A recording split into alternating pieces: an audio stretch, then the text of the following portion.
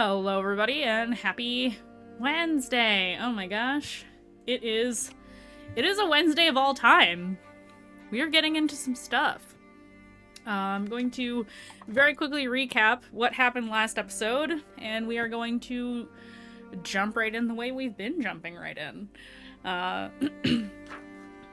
So, last episode, episode 76, our party members had some conversations and different scenes while they were still at the castle. Rev and Dayu had a chat about the status of Furos, the Lord of Lies. The party exchanged gifts, or rather, Dayu gave gifts to the party, excuse me, in the form of friendship cords.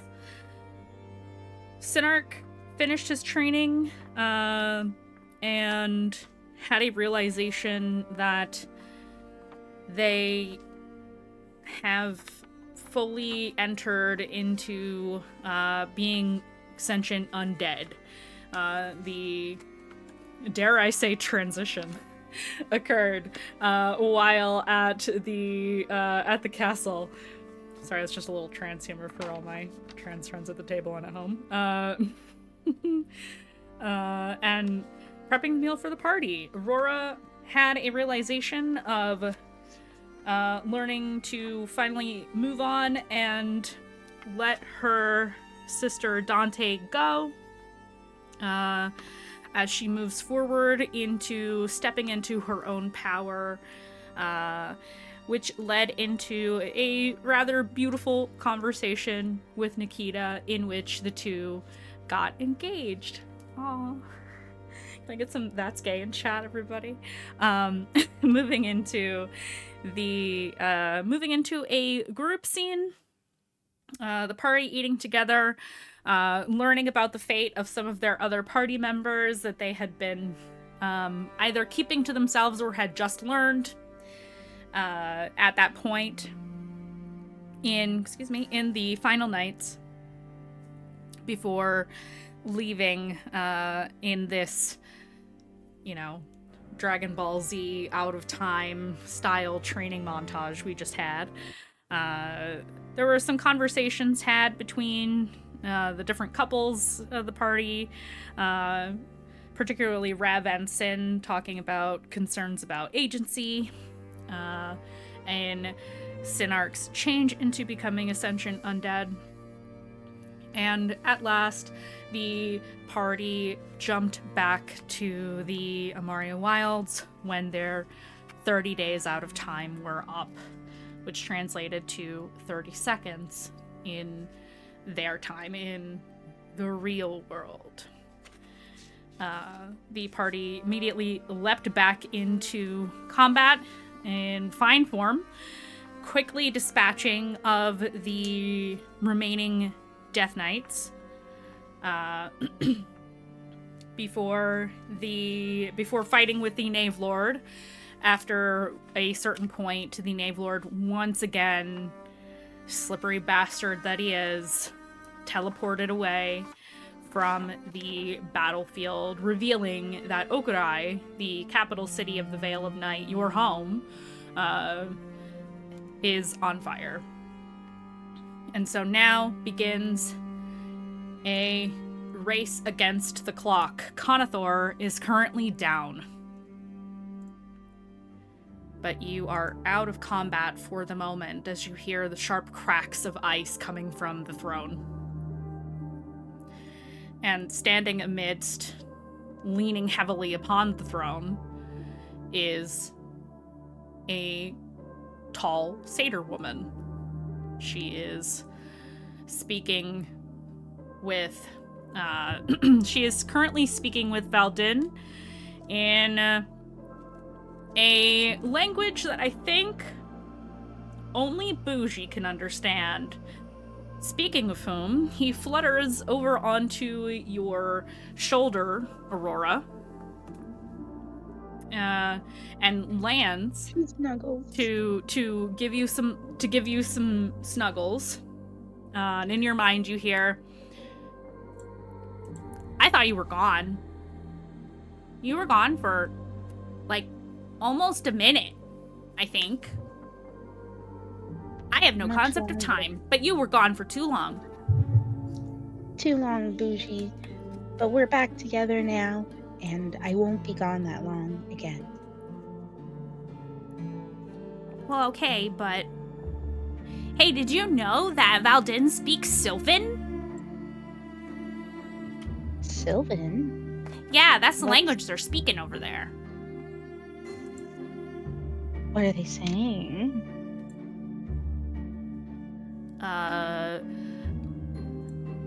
I'm gonna try to do voices. The Catman, Valdin, says, "I'm really glad that you're okay, old friend. It is so good to see you alive and, well, mostly well, haha." And he then, like, straightens up and goes, "I am glad as well, friend. I almost could not protect this place." And you just hear this in Bougie's voice, just trying to imitate each of them, like this back and forth of just basically checking on each other and making sure they're okay. Kazuhiko, off to your left, is running over to Conathor right now. Which I would say Nikita would be too.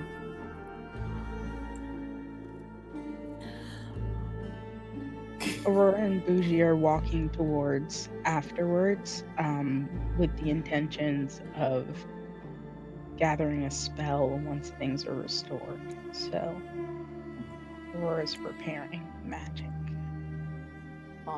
As Nikita and Kazuhiko are like running to Conathor, since I think Nikita was actually really close, because we were all surrounding. Sin kneels down, and like green light gathers at his fingertips, and he just sort of like strokes the top of Conathor's head, and you see sort of like a little bit of relief come to Conathor's face as he casts Spare the Dying. As this green energy kind of sinks into Conathor's chest, you watch as an unconscious body that looked uncomfortable, like almost the expression of pain, seems to ease ever so slightly into a more relaxed disposition. He is breathing, but is currently stable at 0 hit points. At which time Kazuhiko casts a spell to essentially heal back up to full. I have to find the number of dice that is. He's going to focus on Conathor first and then the group. So he will he's going to cure wounds first, and that automatically, so let's do, that's 8, it's 42 points flat out the gate. because it's max healing to somebody at 0, because he is a grave cleric. I think. I'm double checking myself to make sure I'm not a complete fool. You are correct. Not that it really matters. There are NPCs healing other NPCs. I could put him back to full if I wanted. Yeah, he... Also, thank you. So that is... 44. Right, did I say that right? Yes. Okay. Right out the gate. And then Kazu will also...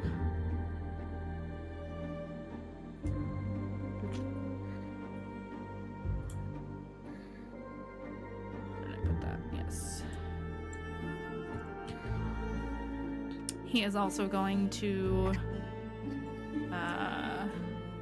let's see, this is a bonus action?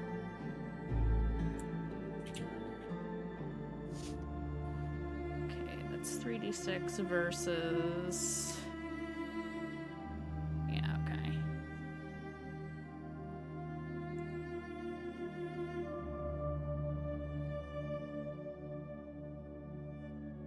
Oh, that's not gonna work. He will use Mass Healing Word on the party. If there's a limited number of people, he can skip Aurora, who has not been injured. Okay. He can get 6 people, so I think that's everyone except for... Yeah, I guess everybody except for Aurora in that case. 5, yeah, because he would also be healing himself. He needs it badly. He's very injured. And when he's done, I'm still gonna throw out a mass cure wounds, because mass healing word isn't a lot. No, he's will... going down the line of like different things to get everybody back up to full. Everybody gets 10 hit points back. Yeah, that's what I thought. Mm-hmm. I will then bust out a mass cure wounds, which is I can also do my additional d6 on. So give me a second. Aurora was fine, right? Aurora doesn't need this. Okay, so then my focus is gonna be main party excluding Aurora, plus Kazu, plus Conathor. So that should be the people here. So, like, just to point out, Nikita does not need healing anymore. Oh, you don't need healing anymore? Okay. Then, fucking Valdin. I don't know. Yeah, you can heal whoever Valdin. needs. Yeah, whoever needs or Morgan, this, whoever this you big want. one. Yeah. Who needs it more? Valdin or Morgan? Valdin would. Valdin would. He's okay. more actively damaged than she is. All right, then he's definitely getting it, and I'm so good at healing.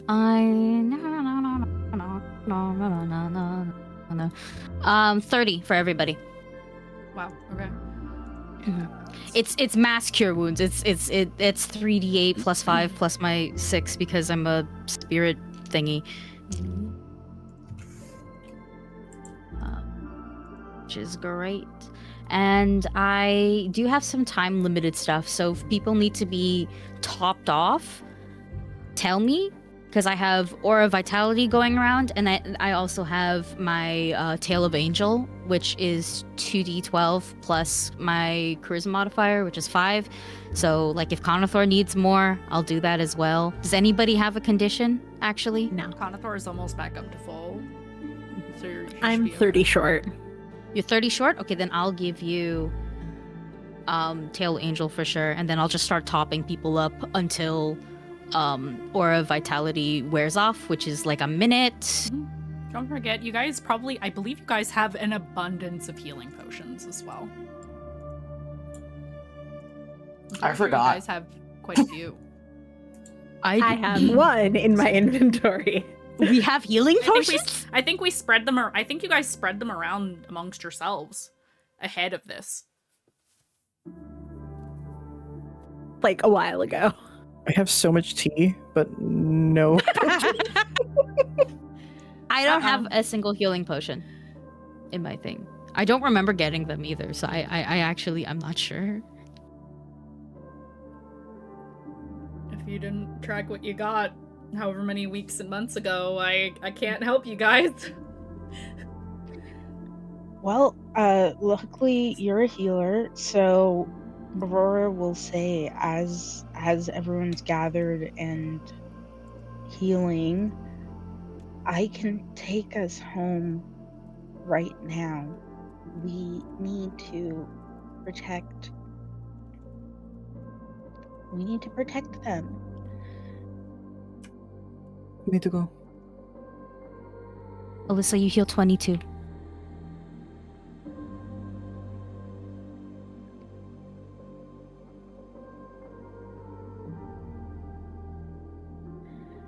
Get within 10 feet of me if you're coming. It's 8 of us, or me plus 8. Does it count Bougie and Smar? Do they Doesn't count say as what's individuals? Above from table, Dragon this Ball, is I the hope. GM speaking. You can ignore the pets towards that total. That would be ridiculous. They Can I just come ignore with. my spirit sister, who is a spirit, but in a book? Isn't she tethered to Basti. you? When has her body ever I- counted? I don't care. I'm asking. I've had a lot of bad shit happen. You guys because- have had so- you guys have had a lot of this stuff happen. I've never counted Maylin or the pets against you guys. Dope. So can I count Aurora's wardrobe change as an associated object towards the teleport spell to get her back to the courtyard outside the palisade? Oh my god, yeah. You know that place like the back of your hand. Your chances are extremely high. I forget if It's 0 to 100 if you have an associated object. So I Okay. think I don't have to roll, but I can. if it says you don't have to roll, I believe you. Because I I think don't it says remember. the GM rolls actually. Oh, which Yeah, it which says GM rolls. which spell was it again? Teleport, the 7th level. Yes. And I believe I'm on the legacy one. Yes. Yes. Okay. Let me. I don't get to use my very oh, that was The the destination wrong you way to choose do it. must be known to you. It very much is, and must be on the same plane. It is. Familiar with destination determine you ride there. Oh, I see.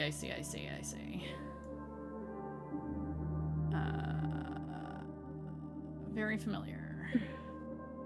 Make sure we Okay. arrive safe.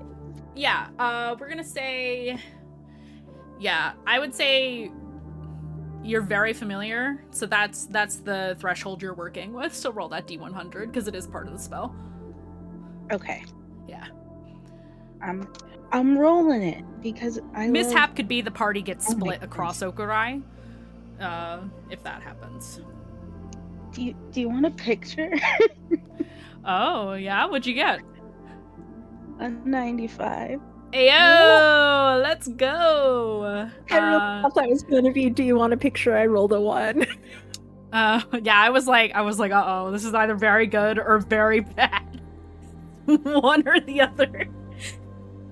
That's perfect. But I will send it. Okay, you teleport. And as the arboreal throne room disappears from sight, you appear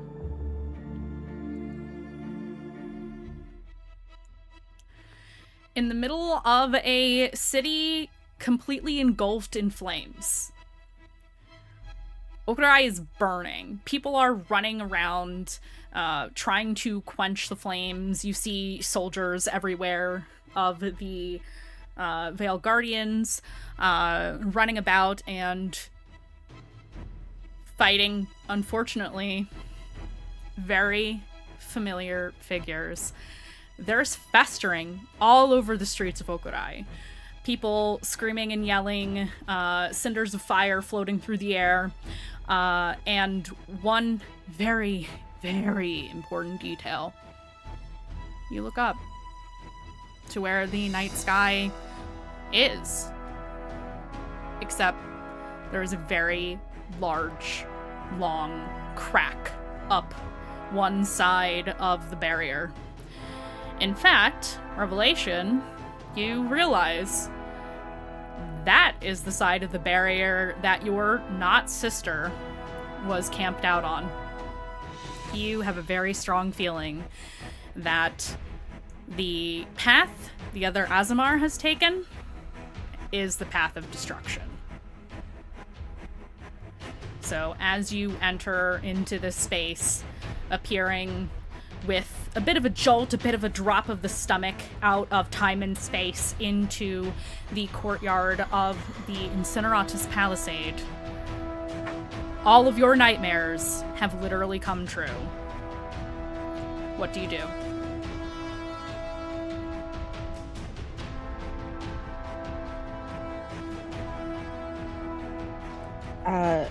Light us out of the courtyard towards the task to see who we can see, like if there's a direction people are moving. Okay, yeah. Sorry, I have to adjust my volume really quick. This song is so loud. I'm turning it down for chat and me. Okay. So you are looking for a way out of the courtyard. It is easy to find, though your parents' house is not presently on fire. There are several buildings around in different rings of the city that are clearly aflame, and various scattered on wildlife throughout different trees and such. It almost feels like it's not nighttime in the city right now, unfortunately. But you do find a way out. The gate is functional. You can leave.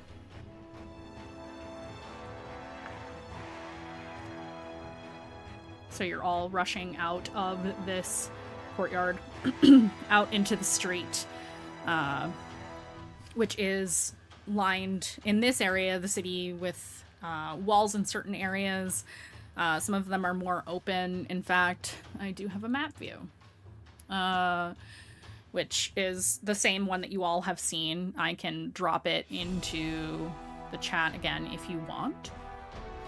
The Palisade, in fact I will, because it's been a minute. Thankfully it's in the maps channel, so I don't have to go far.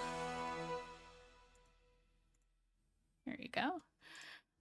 So basically in the middle here, the large building with the number 1, as you all remember, is the Setesk. The Incineratus Palisade is just a very short distance away from that. It's building number 6 to the bottom left of that large shape for the folks at home who are not seeing a zoomed in map, just to give you an idea of what we're looking at here. So you do not have a very long distance to go at all. In fact, just a very short distance away are the barracks, the headquarters for the Veil Guard.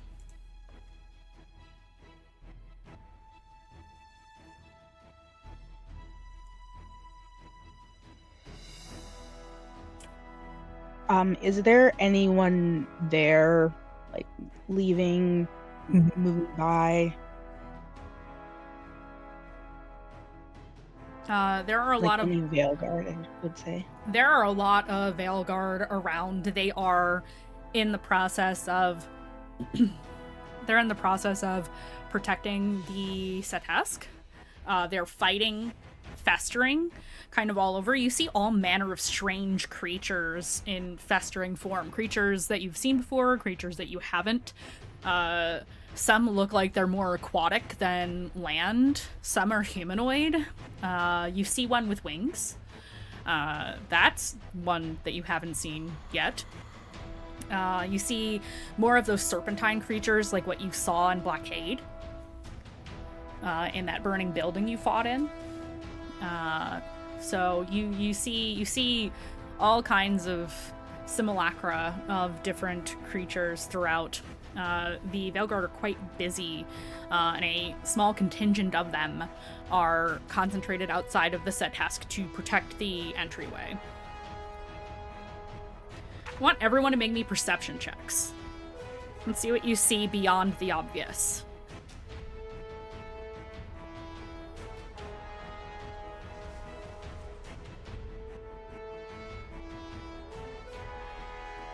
27?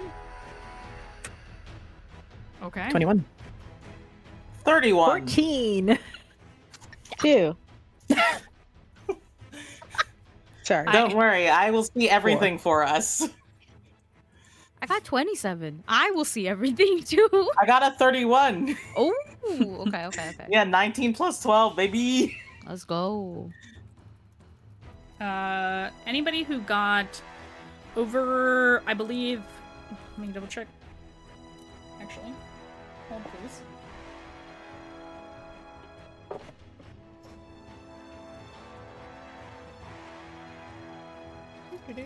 That's okay. Anybody who got above 17, you can see that there are figures that are running along the rooftops. One of them looks to be a festering creature. One of them is a woman with wings, and one of them is the Nave Lord, running towards the center of the city, towards the Setesk. They're coming from the north.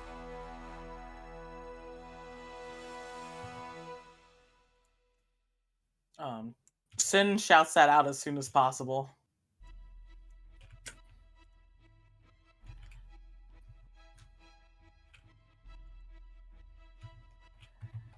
And probably would start jumping up as soon as he can as well. Yeah, absolutely. If you guys want to get out onto the rooftops or onto the walls to intercept, we can hand wave climbing up there. You can just do it if you wish. Yeah. I do have my crazy climbing thing, so Yeah. got your. Yeah, I also have a climb speed. Aki can jump. 2 people have wings now. Yeah.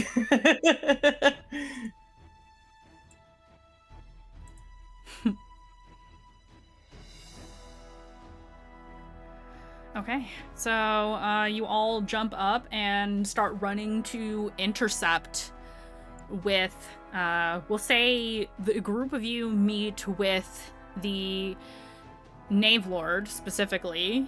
You watch as the other 2 seem to disappear from sight. One of them veers off and in between buildings in a different direction. One straight up disappears, the woman with wings, and leaves you with the Nave Lord, who has a halberd in their hands.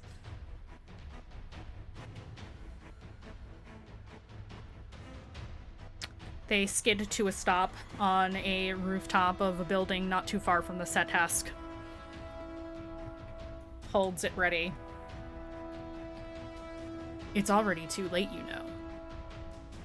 You all hear this.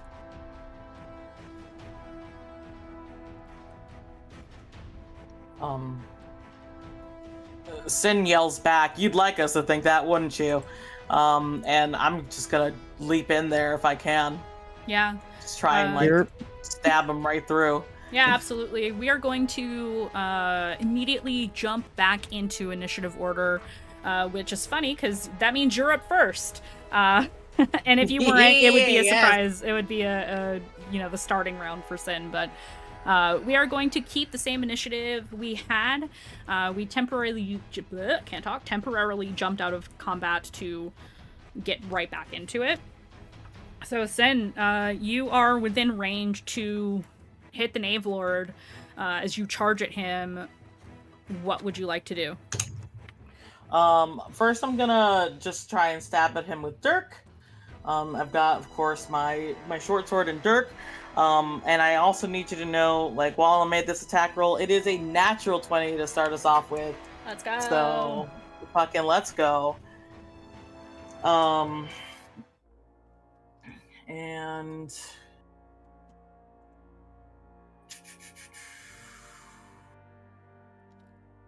I fucked up.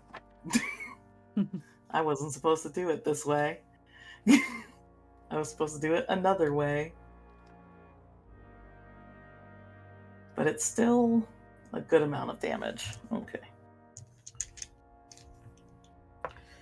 So, because I did it the wrong way, I cannot sneak attack. but we'll get him next time. So that is.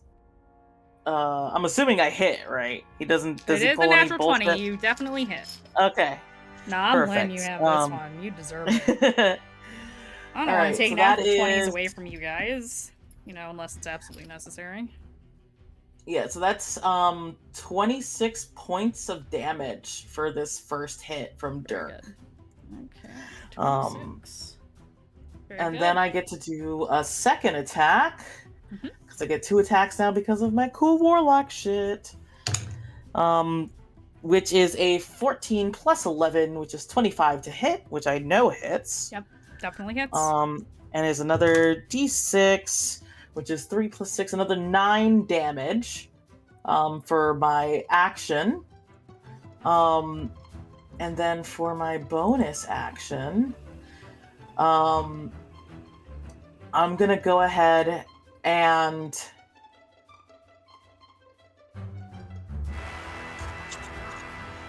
you said that the other 2 left, or did they just disappear? One, the festering-looking humanoid veered off to the Knave Lord's right and into, like, the streets between buildings, in a different direction, and the not sibling of Revelation disappeared. Okay, I would like to use my bonus action for Eye for Detail, where I can make a perception check to spot a hidden creature. Absolutely, go for it. Awesome, and because of my other thing, I get to roll with advantage. And both of those are 16, which is very funny to me. So that's a 28 to spot a hidden creature. You can see, well, one is invisible, so the other one, who was kind of hidden to you, you kind of allow yourself a moment to glance off to the side, and you can see the retreating figure of the festering looking figure. Looks like a featureless humanoid with like all black goopy anatomy. Gotcha. I think Sin, in his self-imposed role as strategist, is gonna be shouting out locations to people, to everyone, as he goes through and is attacking. But that's my action and my bonus action. Awesome. Okay, moving on. I see the initiative order is in our chat. So it is on Nikita. Hi, hello. Also rushing in. Hello, I'd Ambig. like to. Hello, I'm big. So I'd like to rage back to my tail. I'm assuming my a minute has passed at least at this point, so I have to do all this shit again. It's fine. We're still looking cool. So okay, got my tail out, rushing in. I'm going to use a Moon Touch Sword against him, and I'm going to roll to hit. 13 on the die, so that's 23. That hits. Sweet. Silly. 4. 10.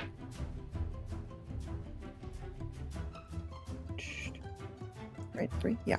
So it's gonna be 14 damage on the first hit. Okay.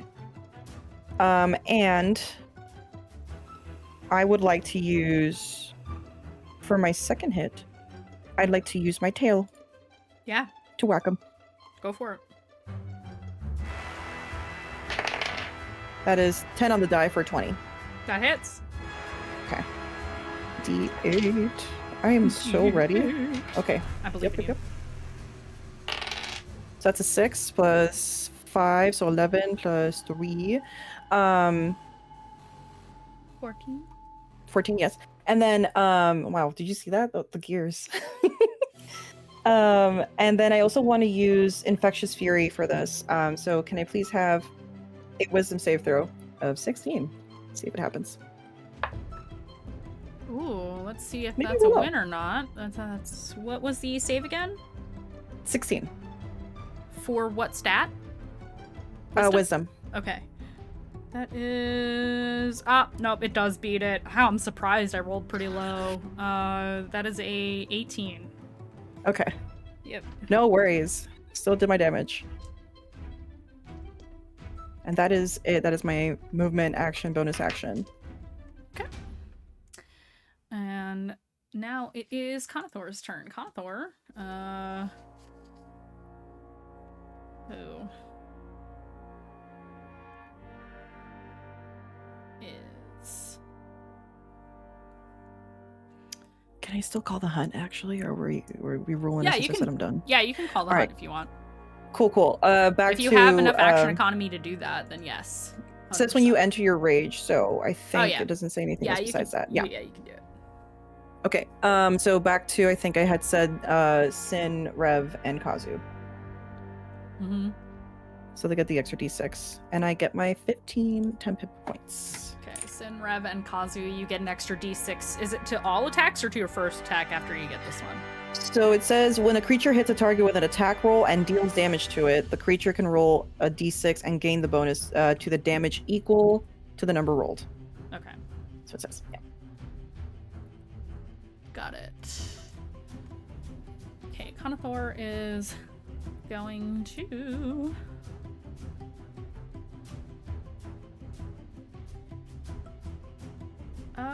Ooh.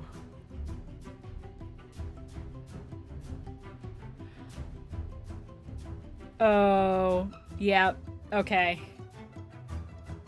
He is going to...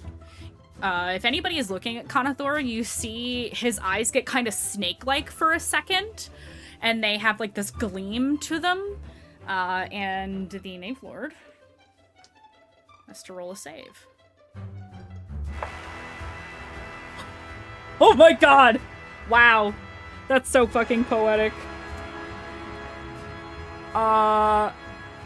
They rolled a nat 1 on this save. And you watch as the Knave Lord stops in their tracks. And you see that their armor begins to turn to stone. As Conathor uses flesh to stone. The Knave Lord is now restrained.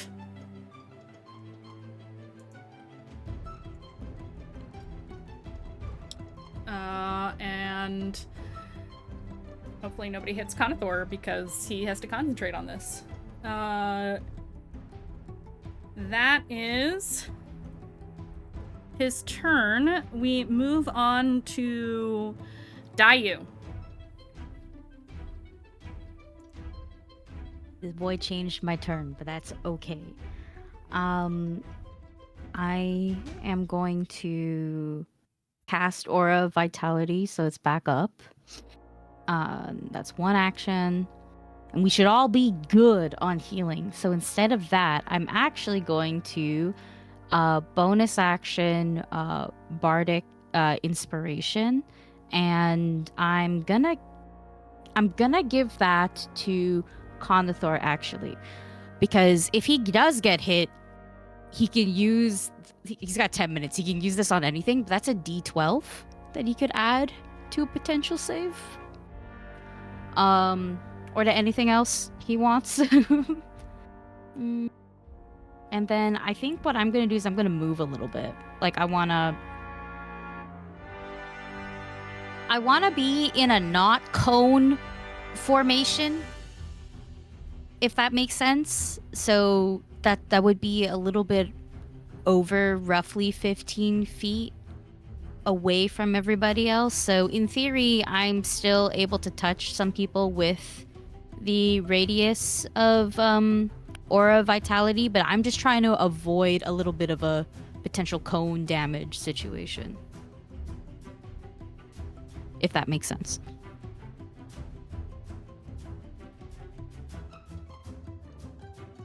Is that movement possible?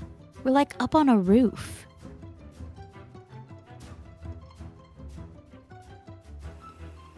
Mandy, are you muted or something? Oh, I am Yeah. muted, so sorry. Thank you.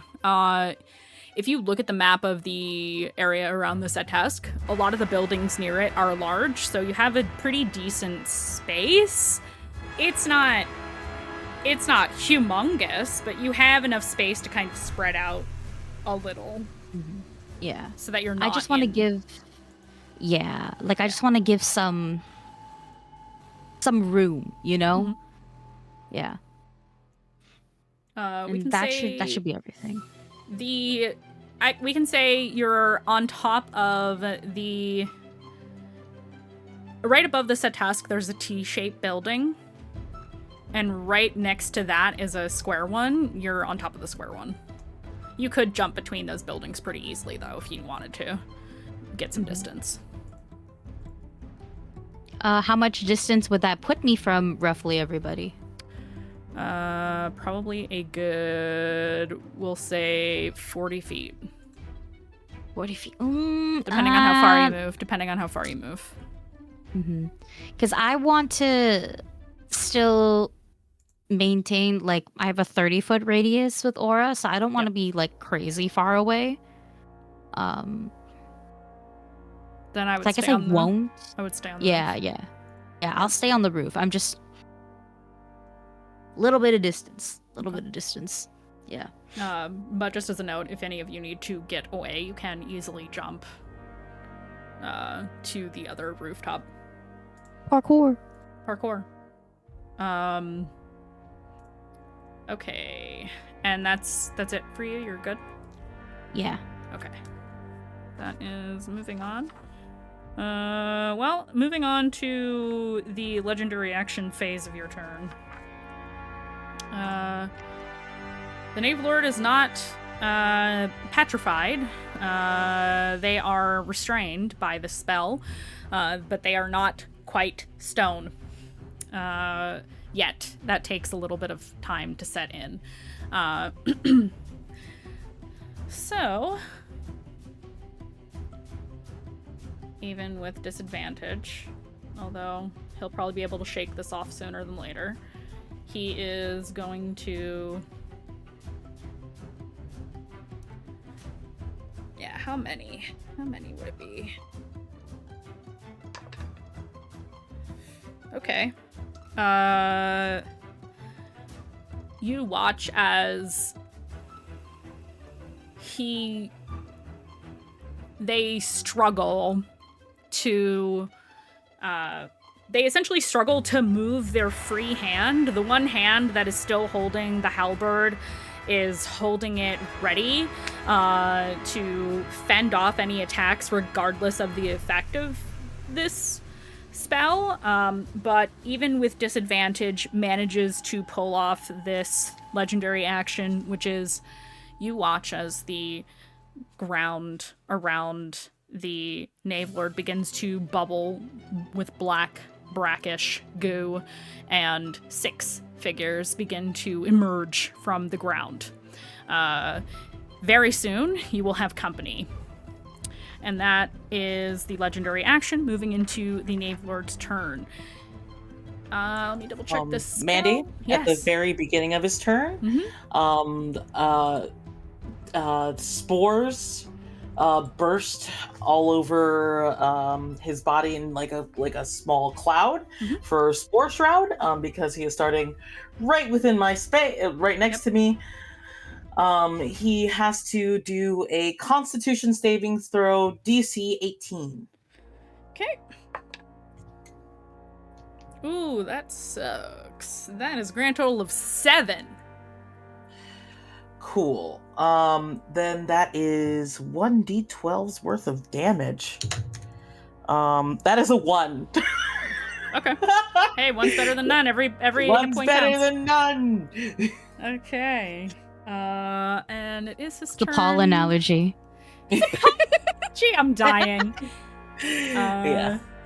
So let's make a at the end of each of its turns. Okay, so okay, so he can move. He is just restrained, or rather, he is at 0 speed presently. So technically, he can attack just with disadvantage. It is going to use this halberd. We'll see if it hits you, and then we'll talk about what it does. Okay, first roll sucked. Okay, we're going with the first roll because it was terrible. That is 18 to hit Nikita, and that does not hit you. He is going to try again at disadvantage. I think it does hit me because I'm not in my dire, right? Did you reset your armor class? I thought it still says 20 I did. for me. I did Oh, reset I had it. to refresh again. Oops. Yeah, Oh, I guess that does hit you. it does. Okay, even at disadvantage. Hits you with the first one. And you have how many hit points currently? Why? 155 plus 15. Okay, cool. So, D20, DC, blah. Okay. You don't have to worry about that, but we will do the regular damage. D10, D10, D10. D10 plus 13. Okay, that is 19 slashing damage. It is magical. I think that is still That is halved for you. halved. Yeah. For slashing. To, I believe, 11? Because it's not an even number, right? No. Whatever, 10? you do the math. And he's going to swing on you again at disadvantage. Let's see if I get a nat 1. I think that's the only way he can't hit you. Yeah, okay. That is total of 20, so hits you again, even with disadvantage.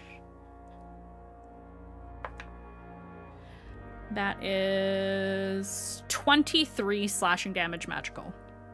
So half, that would be math. Got it. Yes. And now that it is the end of his turn, they're gonna roll, what is it, a con save? It's con save for the not petrified, goddammit, flesh to stone. You guys got petrified stuck in my head. That is... Good God.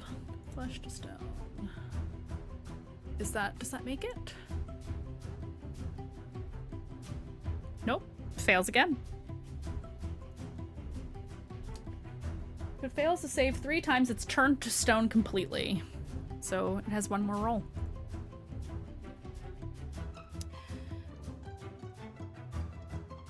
Okay, that's the Knave Lord.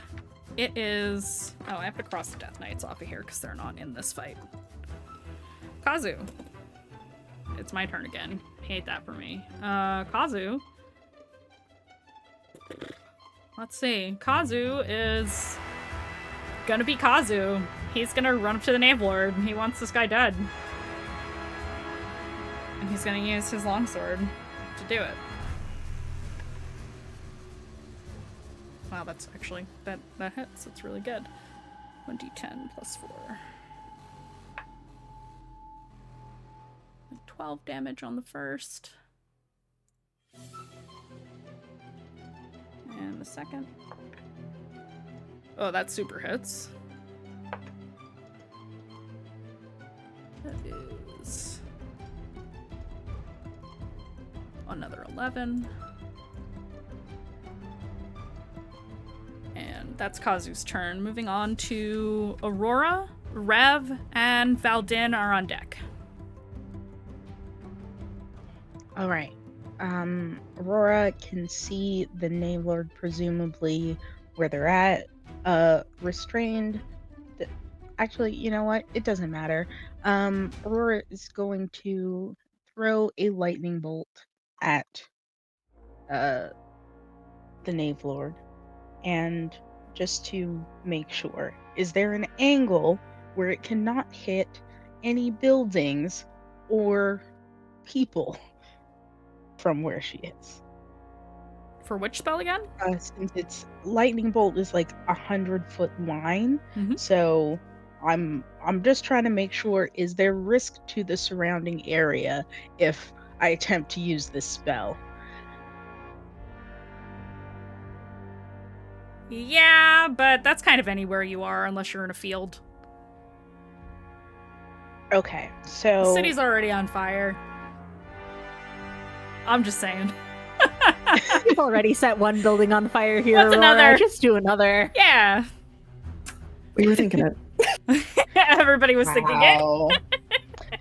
Then Aurora gets really You'll probably be angry. She can feel everyone thinking it, and she cracks the whip that is her new spellcasting focus weapon, and a lightning bolt shoots out of it at third. Yes, third is enough level for now. So that is. Each creature in the line must make a dexterity saving throw, and it's 8d6, which in this case is 45.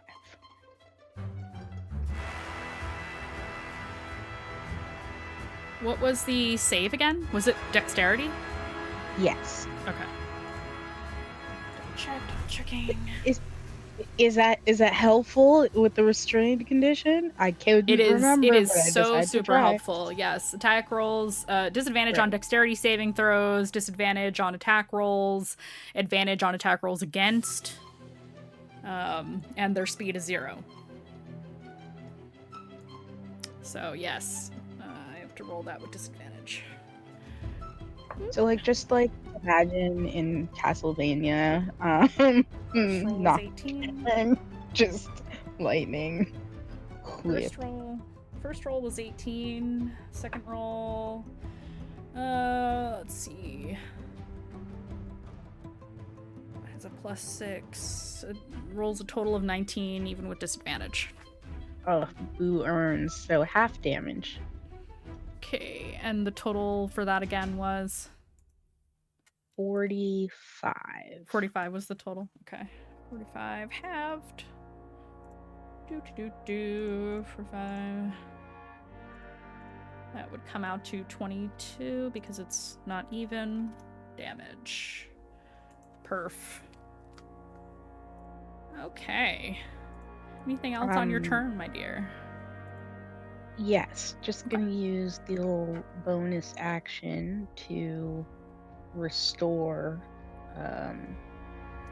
Actually, how low are spell they? slot. Okay. Hang on. Yep. Oh, okay. Restore a spell slot of 3rd level. Okay. That's and keeping pace with Rev wherever Rev is going, Aurora is flying after because the wings are still out in this scenario. Hell yeah. Excellent. And we are moving on to Revelation. As a note, I said Valdin earlier. I'm so sorry. I forgot. Valdin is staying with Morrigan for the moment. They have to stabilize the area that they are in before either of them can join you. So, Revelation, what you got for me? My read of Dispel Magic is that I do not need to be able to see it. Can I attempt to dispel whatever invisibility it is that the winged woman has up? The range is 120 feet. Gotcha. How about... yeah, you can roll it. Yay! Yeah, go ahead. Okay. So you get Dispel Magic up. You were focusing on the invisibility. Yeah. And... Yeah. Yeah, oh no, I was just trying to look for if it's just a flat roll. I don't think you do actually roll for Dispel. Let me double check. Yeah, if it's 3rd or lower, then I don't have to roll. If it's 4th or higher, then make an ability check using your spellcasting ability. Yes. I would say that's sufficient.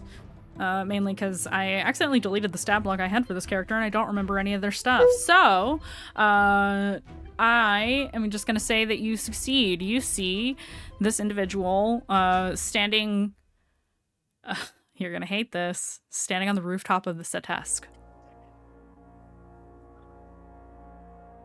I am She seems to be running waiting. over there. Yeah, she seems to be waiting. You could leap to the other building and then to the Setesk if you wish, or fly.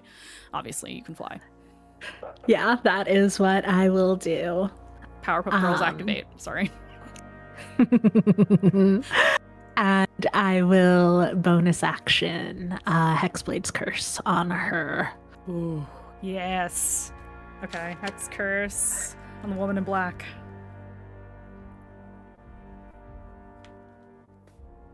So I think that this might be enough distance that it will break the wording bond on Aurora, unless, yeah, but I think Rev is a little single-minded at this particular point in time. And you couldn't destroy this at task. How dare she try? How dare you, my not sister? I'm gonna fuck you up. And anything else on your turn, my dear? That is it. Alrighty, we are back up to the top of initiative with Synarch. You have advantage on attack rolls against the Knave Lord right now. Yes, I do, and Yeah, Sin's gonna you take do. full advantage of that. Please do. Oh yeah, so unfortunately not a natural 20 like last time, but I'm pretty sure a 19 plus 12 hits. So Yeah, that super hits. yes, I get to use my my extra dice now.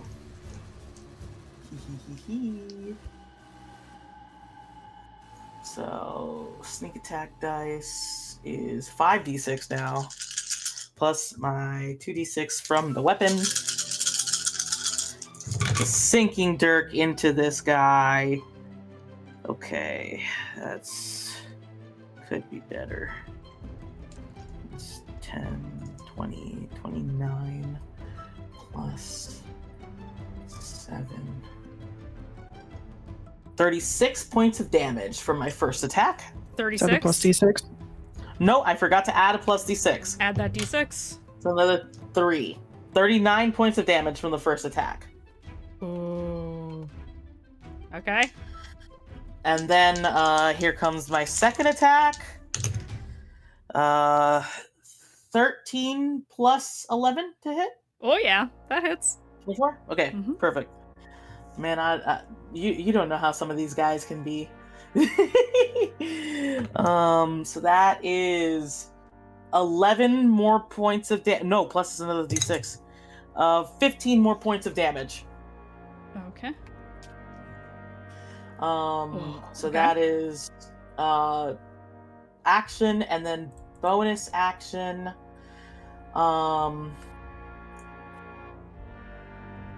I want to add, sorry, until the rage ends, the chosen creatures can use the following benefit once on each of their turns. So I don't know if you... Okay, so never mind. Yeah. It has to take off 4 points. let me Only add 11 that. points. Let me add that 4 back. Yes, Okay. only 11 points. Yeah, and I think as I'm like stabbing into him, you again like this like full helm drops onto Sin's face in the form of like his green necromantic energy, and I'm gonna take on form of dread. Ooh, yes. Let's go. And so that I get plus d10 plus 6 health. All of a sudden that's a 9, so an extra 15 bonus health, temporary health. Yeah, I'm immune to the frightened condition. I should have done this before, because then I could have forced him to make a frightened roll, but he's already restrained. I don't know if he's immune to frightened. But yeah, so Good question. form of dread. Good question. Awesome. So you form of dread. Anything else on your turn? No, because he's sticking right there for movement. He has to focus even though he is worried about Rev. Okay, we are moving on to... Actually, where are we at on time? it's a little early. Do we want to take a little mini break, or I can just have Madi do her thing while I take a quick human break? Let's I do a drank full too much break water, then you guys. for- I want to pee. Yeah, okay. let's We do a all full got- break. We I all want did great water, nervous too. pee, so we're gonna take a Yes, it's literally that. We're gonna take a quick 10, and we will be right back. I'm gonna tell you guys, you haven't got to the mini game yet, so stay tuned. You don't want to miss this. We'll see you in a few.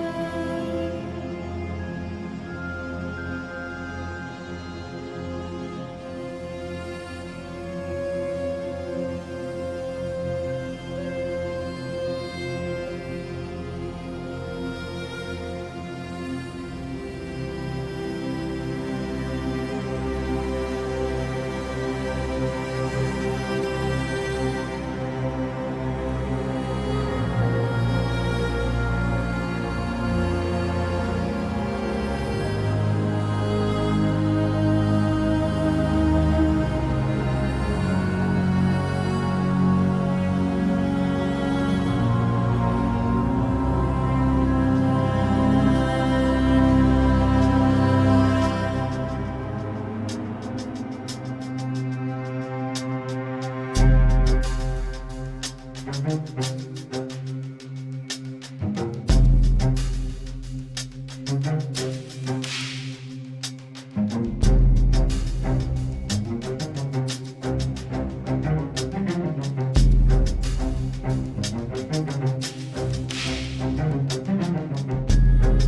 hello everybody. Break's over. We were ranting. So here we are again. Once again, I say we. It was Aki. Everybody knows who it is. Everybody knows it's Aki. It's okay. We love you for it. Okay, so we were. Were we at the top of? No, it's Nikita's turn. Hi, hello, I'm Beeg. It's time to hi, hello, I'm Beeg people to death. So, what would you like to do on your turn? I don't think I'm gonna try making you roll that wisdom save again. So I think I'm just gonna do my 2 regular attacks. As a peek behind the curtain, the wisdom is one of the higher ones. Yeah. I'm just like, roll a 1 or something. You never know. Roll bad. I switch out the d20s every roll. I have pretty equal chances of fucking up here. So I'm gonna do regular right now. Let's just do a couple regular hits. Yeah, regular hits, regular hits. She gonna scream. That's a 19 on the die, so it's a 29. Hits. Super hits. 5, 11, plus 5, 16, plus 3, 19 damage. 19 damage. Okay. And then also, And don't forget, you do get advantage, which you'll want to use. Yeah. Did you forget on your first hit? I totally did. Do you want to re-roll your first hit, see if you get a nat 20? I just did it right now. It's a 16. 16 plus stuff. Yeah, that would still hit. Yeah. Okay. And that was your re-roll for your first? Correct. Okay. Okay, now. You were still good on the first. Second hit. That's a natural 20! Oh my god! Let's go! Oh my god, it happened, guys! Marty, have you ever gotten... I think I've... In combat, unsure, maybe once. Somebody Wait, yes, there was a couple Sentinel natural 20s, I think, that I got. Okay. Yeah, but statistically less than everybody else at the table. Holy shit, guys, I hit it. All right. Okay. There's a lot of things that happen now. Oh my god, I can look at more of my my sheet, guys. Holy shit. Okay. Let's do the damage. One thing at a time before I get ahead of myself. Okay. 3. Another 3. Fuck. Okay, hold on. So that's 2d6, but I think something happens now that I'm this level. I add... Oh my god. This has never happened before, guys. I'm sorry. Okay. Brutal critical. You can roll 2 additional weapon damage dice when determining the extra damage for a critical hit with a melee attack. Someone do that. Please do. And then I will tell you what happens. That's a 6 on the die. And then 2 additional. That's a 5. Much better. Okay. So there's that. I think there was another thing I saw, but we'll just leave it there. I think the brutal critical is the main thing. Yep. So is it in addition to, or is that replacing it? I'm trying to remember the actual. I understand the believe that wording. is in addition. Let me read brutal critical real quick. Sorry, guys. First time. No, it's okay. You deserve to get every bit of damage you can possibly get right now. It is the final battle, and you never get nat 20s. I want you to have all the things. You are notorious for your bad luck with dice. I don't know what's going on. We're breaking the curse today, all right? We're breaking it today. You can roll 2 additional damage dice when determining extra damage for critical. That's when you're determining the extra damage for the critical hit. So that is extra on top of what you are already doing with your. Got it. Yes. So that was a total of 11 in the end. So let's just go for the rest then. Okay. Okay. Okay. So that was. Let me go back to the original math. Where is it? Okay. So that was a 3 and a 2. So it was a 5 plus 6, 11. So another 5. 16, and then plus 3, 19. So it was 19 damage regular Mm-hmm. for just a 2d6. So we're doubling? First time, guys. It's been a minute. Okay. So, okay. Yeah. You can double the damage, yes. Okay. So we'll say 19 plus another 19, because it's the critical, plus the 11 you said, right, for the additional damage. Okay, and I think you get bonuses for your rage. That's already done. That's already done? Unless So it's that's- plus 3, let me see. It's usually plus 3 with my rage, but with the melee damage, is that what you're talking about? Mm-hmm. Yeah. We also didn't roll with coin toss to see for dire rage, but we could do that later. It would be this turn. We can do it after, though. Yeah. Okay, yeah. I'm not gonna take that away from you because we forgot. Okay. You can roll after, and it can affect who you hit next. What was that? We can do it after at the end of your turn, and then we can determine who you hit next. Okay. So yeah, that was the 19 times 2, then plus the 11, yeah? How much was that in total? 49. Yeah. So we're gonna talk about what happens now. Mm-hmm. You wail on the Knave Lord. You hit them so hard, you hear the crack of metal, and you see a crack split up the center of their helmet. They reach slowly with their free hand and just rip the helmet off. And standing in front of you is someone you've never seen before. They are deep, ashen, reddish-gray skin, and this massive mane of red, fiery hair like a halo around their face. This person looks a lot like Aurora.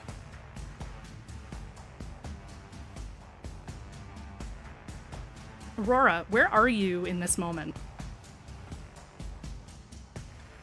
Kind of between whatever building the Knave Lord is on and the Cetes. Flying, glancing over her shoulder to see her sister. It is Dante, live and in the flesh.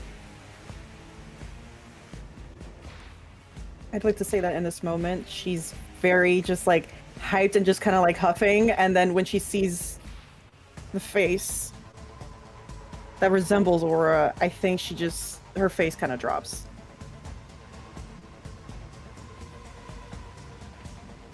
And I'll say that Nikita has seen the inside of the locket that Aurora carries that contains a portrait of each of the two of them, and so has seen this face before. And Aurora's energy is seeping out through this weapon, and she's crying. And she's in shock. She doesn't know what to do, but she looks angry.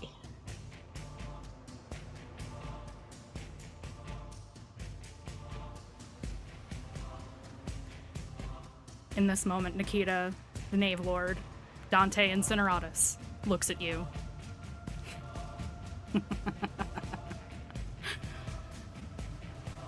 I guess time really does tell. That will be the last real hit you get on me. And she will take her legendary action.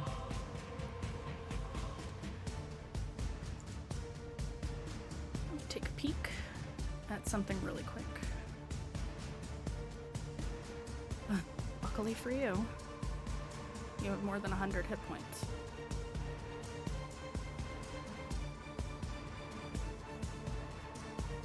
She is actually going to let the halberd drop as she draws her side sword. Except the halberd doesn't hit the rooftop. It's floating just above the surface. And she rears back with this other sword and goes to hit you. It is a disadvantage. She is still restrained until she succeeds the saving throw to reduce. Okay. Alright. Both rolls were 18 plus 18, so she hits you. That is... Dire rage. No. one... Oops, I hit the wrong button there. 1d10 plus a whole lot of stuff. Okay, that is 23 slashing damage. Halved, so... Mm-hmm. No, 12. Wait, yeah. Mm-hmm. You treat it like 12, yep. Mm-hmm. And again, once more with feeling. Swings at you. Takes full attack action as her legendary. That was cocked. Okay, 11 sucks. That also sucks. Dirty 20 to hit you. So that does hit. Unfortunately, it's not a nat, so doesn't get to do what she wants to do about it, but that is another 25 slashing damage. These are all magical, but I believe it's halved against you regardless because of you being in rage at your level. And we should do that coin flip after you're done tallying that. Yes, I am done with that. Yeah, so we said evens. Let me just open it up again. Yes, it's pinned in our chat. Yeah. Oh wait, I also have cheat sheet. We said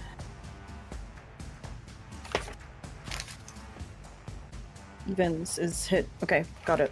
Got it. So here's the thing. Negotiation.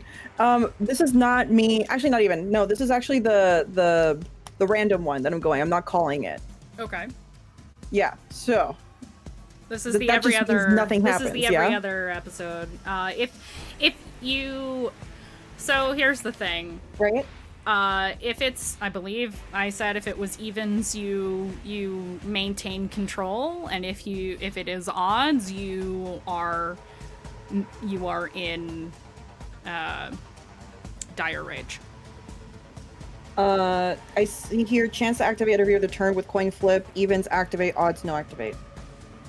Correct. If I had done it on purpose, would be bad.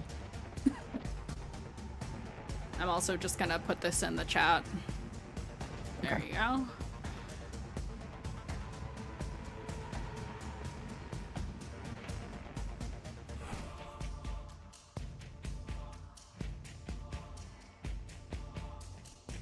So nothing happens.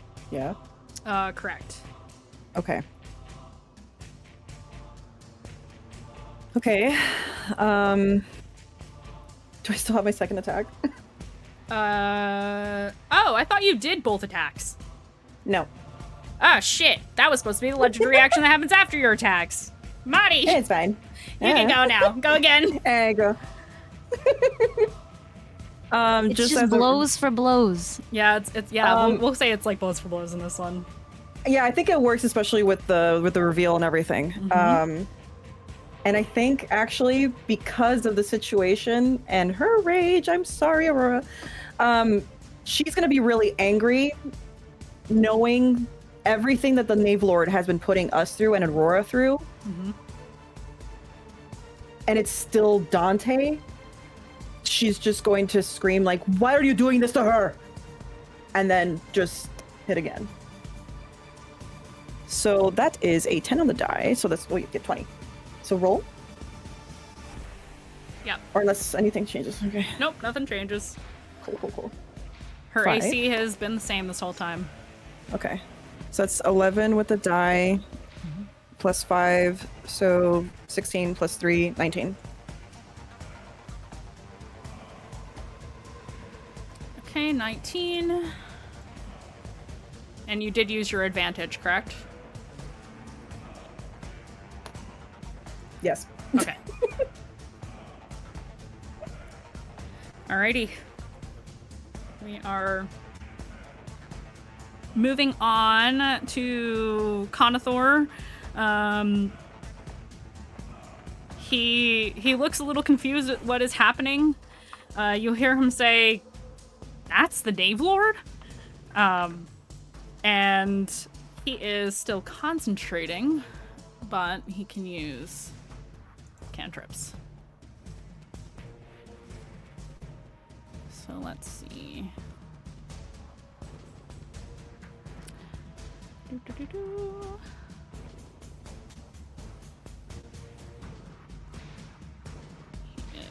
gonna use...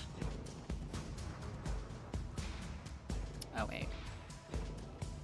Just has to be a non-concentration spell.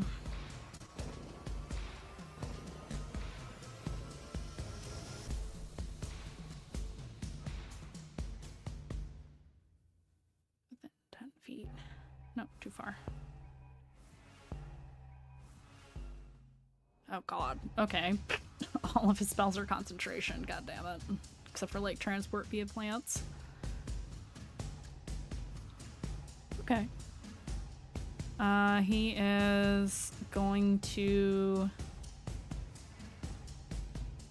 hold his turn, because he sees that there are figures forming up from the ground, and he is going to hold to attack them for when they are up. That is Conathor. We are on to Dayu with the Knave Lord on deck. I got a nervous pee again, guys. What the fuck? God, I'm stressed out. Like, positive, but like also I'm stressed out. I am... No, I think after the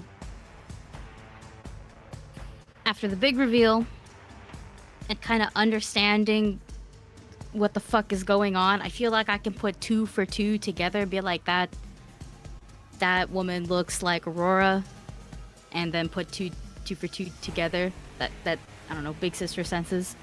And just trying to think of a way to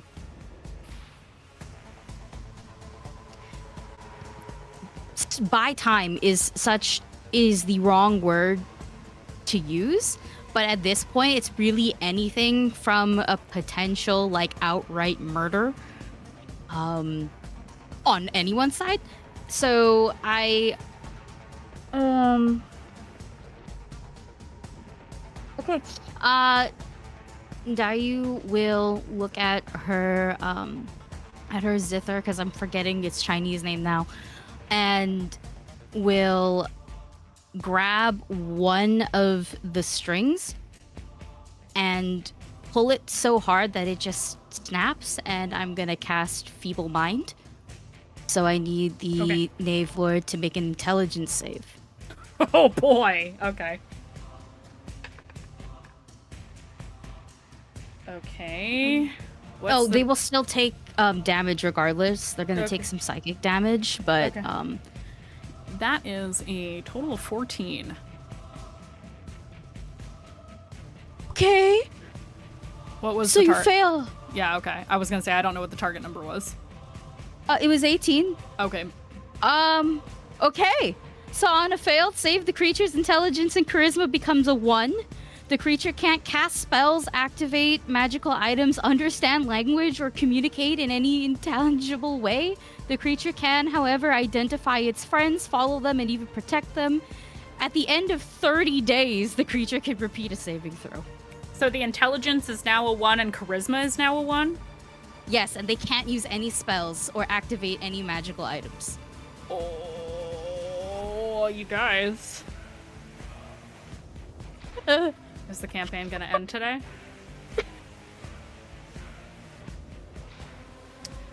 Let me double check something really quick. Don't fucking do this to me, bro. Oh, please. Game breaking spell. I have to double check on, the legendary action super quick. World of Terra servers suddenly go down. We lag, we DC. My arms are doing this, and I can't tell if it's from the diabetes or from the game. Oh no! My hands were very shaky, like when we started. So I'm wearing my compression shit, but I'm like, oh no. Okay, I'm gonna roll the damage still though, because yes, please. The damage is gonna apply obviously either way. Yeah, it's 4d6 psychic damage. Okay, So 46. yeah, and I'm not adding the additional d6 that I could because I wanted to do that for a heal. Oh my god, why are all my pens fucking dying? Let's see.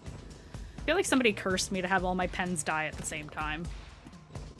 Suddenly. It's 18 psychic damage. 18, okay. Give me just a second. Why is this? What?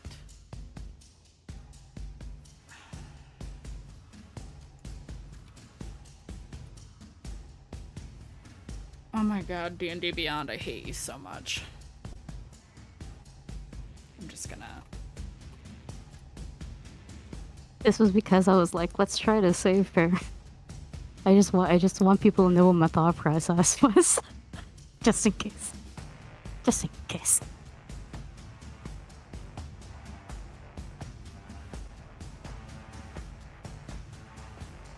Oh, okay.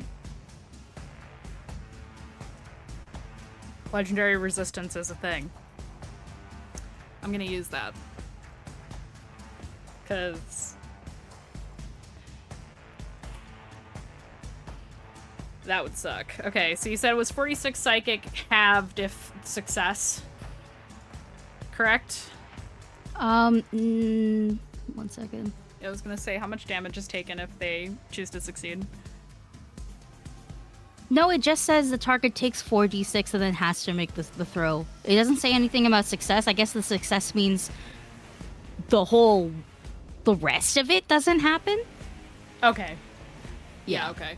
And what was the total you had said? I thought you said 4d6, not 4d6. Oh, 4d6. So yes. Yeah. And it's 18 psychic damage total. Okay. Oh, Jesus.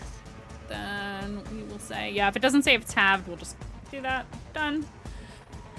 Okay. Yeah. Okay, so I used 1 of 3 legendary resistances. Okay, cool. Okay. Alrighty. Anything else on your turn? That was crazy. That was a crazy turn of event. I am gonna bonus action heal Nikita. Oh, excuse me, Nikita with Aura of Vitality, so that will be 3d6 your way.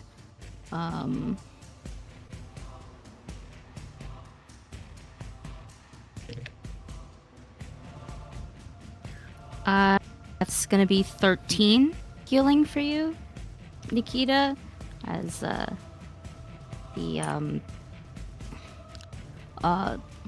zither is a little off now with the music, but it doesn't stop. Thank you, Bunny Babe. Funny babe. The fuck? Okay, and that's it for you? Yes, that is all. That is it. Cool. Knave Lord is going to take legendary action because it's after your turn.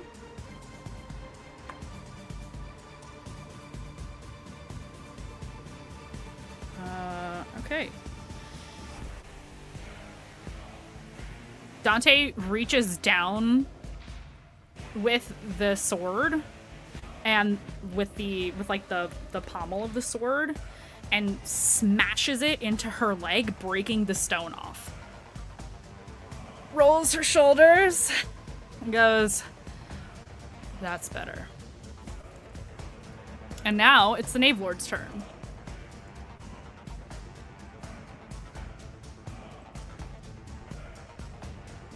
She is going to look between Conathor, not Conathor, Sin, Nikita, and Kazuhiko, who are currently in melee with the Knave Lord. And I'm going to roll to see who. Yes. Mandy. Yes. At the beginning of the turn, can you do a Constitution save? Oh God, yeah. For Spore Shroud. Sure. Yeah. That is an 18. Passes. Okay. He is going to... She's gonna stab Nikita with this sword again.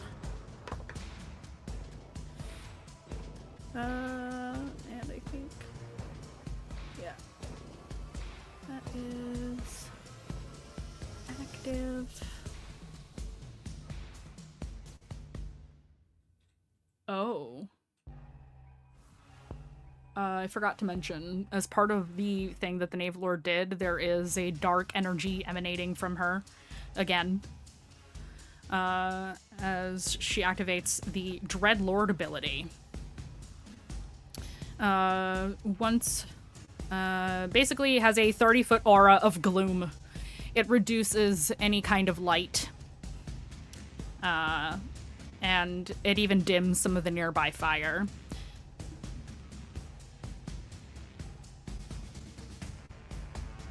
So there is that, just as a note. And is, let's see, that is a 29 to hit you, so that super hits.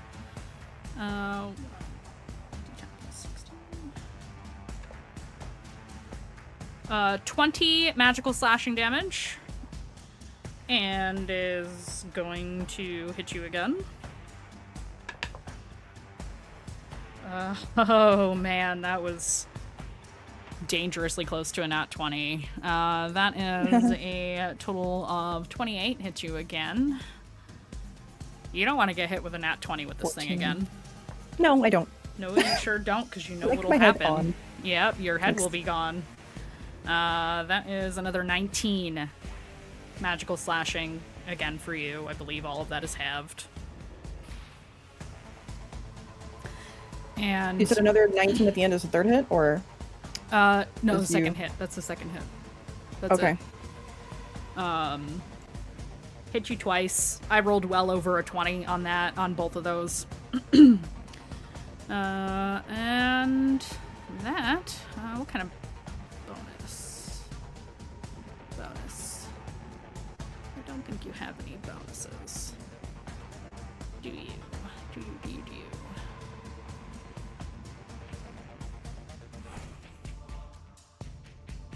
Oh yeah, I guess at 20th level you can do that. I'll save that for later. Okay, that is the Knave Lord's turn. They are readying themselves. And it is now Kazu's turn. Kazu sees this happening. And is gonna do something drastic.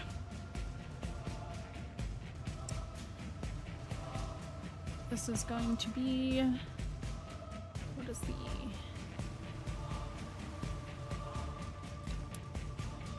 It's 2...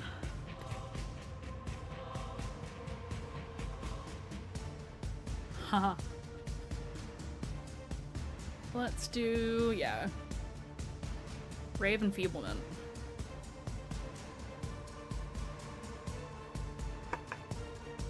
Doesn't hit. Okay. Oh wait, no, this one's a con save, isn't it? Isn't it a hit? Why is it +7?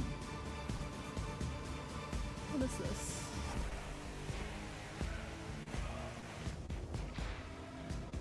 Ah, yes. Ranged spell attack on hit. Con save is for after. Yeah. Okay. Failed on that one. And that is it for Kazu. Moving on to Aurora. Aurora! You see your sister across the battlefield. Roll me a wisdom save. Wisdom save. That's bad. Did we establish whether I have warding bond or not? Did that affect? It gives you have +5 on saves if you're close to me, but Warding bond doesn't give you +1 on. it might give you What? +1. Let's see. Yeah, +1 to ACs and saves. I rolled out of my tray, then I rolled cocked. Okay. It gives me +1. Did we establish, are we close enough for it to still be up? Or was it 30 feet apart? I mean, I'll it's say- 60 feet, and I can't move longer than 60 feet, Yeah. so... You should be okay. So we're probably the last one, but then that is 17. 17. 17. Yeah. You managed to hold it together, but I expect you are feeling all of the feelings right now. Correct. Aurora is crying. Her hair has broken free of its braids, and like Dante, her hair is now free and wild around her. And she says, after all this, you couldn't just show me? You already took her? Whatever you are?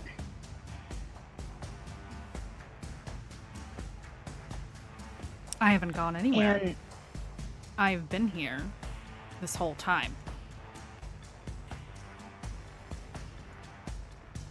that's gotta be a sibling-based insight check. Aurora's intellectual thought is Dante has been absorbed into the festering, and this is a manifestation. But what does her vibe tell her? I'm gonna say, roll me. You've got. I'm gonna say, give me. You're trying to determine if Dante has been absorbed. Give me Arcana with advantage. Okay. That. Thanks for the advantage, because I rolled a natural 1, so that's a 15 actually instead.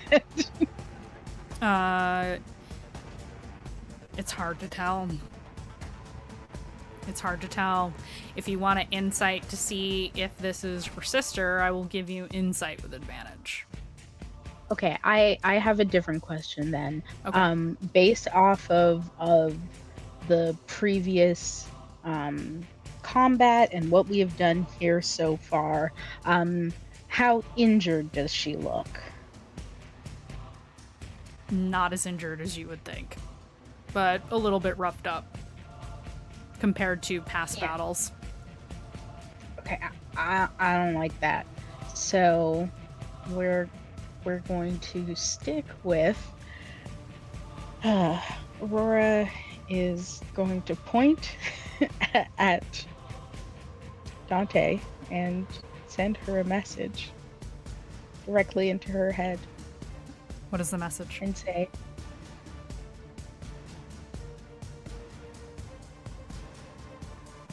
Why are you doing this? What are you doing here? How did you come back? Why won't you stop destroying our home? And she probably gets cut off somewhere in there. Roll me persuasion.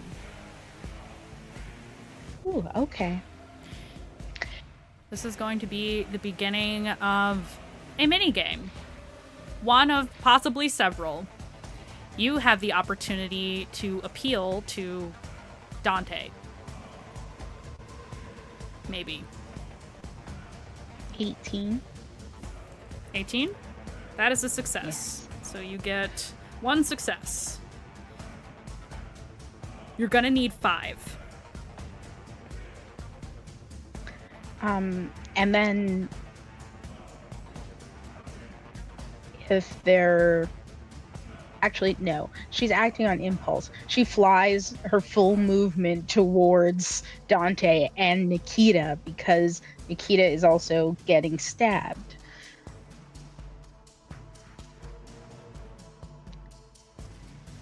And is there a reply to the message? So you say, you're here the whole time. Why are you doing this? Why are you destroying our home? What was the other part you said? I think I got everything. Why are you hurting me? Yes. That was it. Yes. You hear Dante's voice unimpeded now. I don't expect you to understand what I'm doing here. I am serving a greater purpose. One that is far beyond anything that you could comprehend. Little Ember.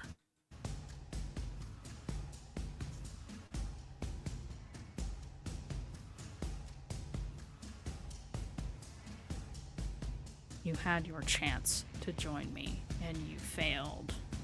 You dragged your feet. You didn't do as I wanted you to do.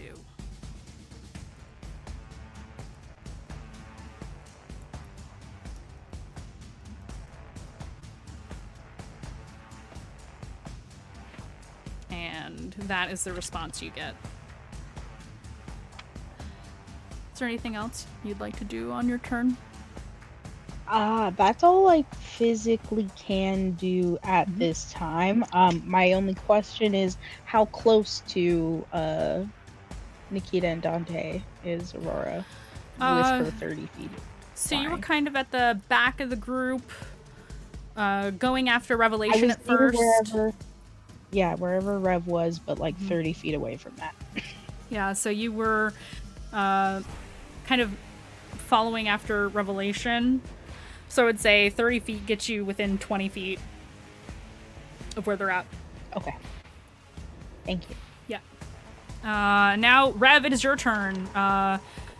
You hear all of this commotion happening, but you do see the woman in black standing on top of the set desk. Yeah.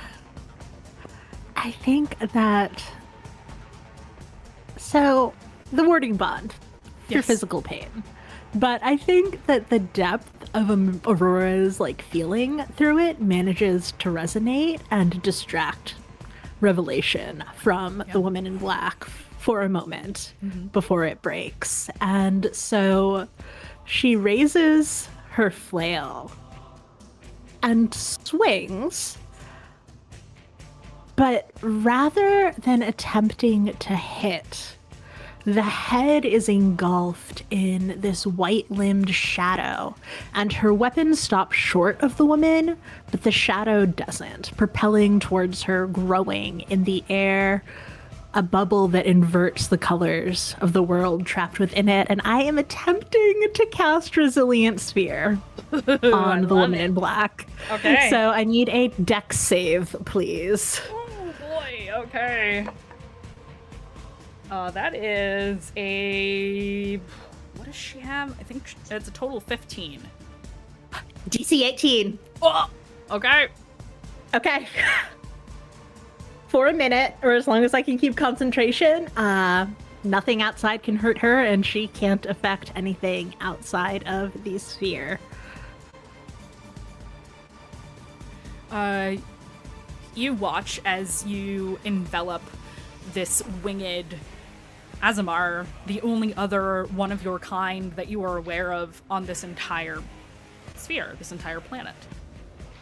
And the look of just abject betrayal of one's kind. You don't have to read her lips to know what she's saying to you. As she puts her hands up against the sphere, pushing at it as if she could dispel it, but she's not like the rest of you. She's not a spellcaster. Anything else on your turn? Fuck. Do I want to try to talk to her? You could. Yeah, I do. I think she feels the tug towards the rest of the group, towards the Knave Lord, but also heard Aurora talking, and if there's a way to solve this without killing her sister, then Revelation would like to do that. And so, for this moment at least, she will stay here with the other Aasimar and just ask, what do you want from this? She will say, dominance. Destruction. I want to conquer the sphere. And I will. That is my destiny. And then what? Move on to the next one, dear sister. That's what we do. It doesn't have to be. Who told you that? The same person who made us. She looks confused, like she doesn't understand what you're saying. She points in the direction of Dante. We are going to conquer the sphere. I don't know who you're talking about, but your path surely is not higher than my own. You were the Forgotten One. I know all about you.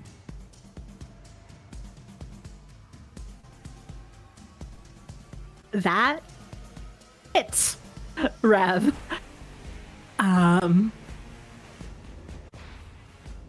Right in the, Firo's pain. And so she turns and leaves her not sister there for now, contained. Moves towards Dante. Okay.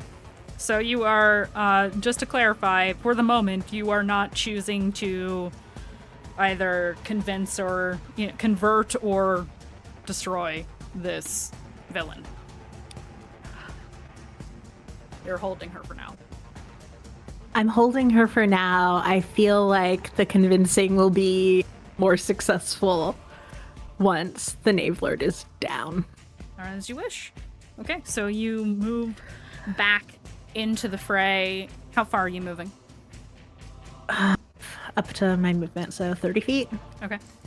Perfect. So you are now back in tandem with Aurora.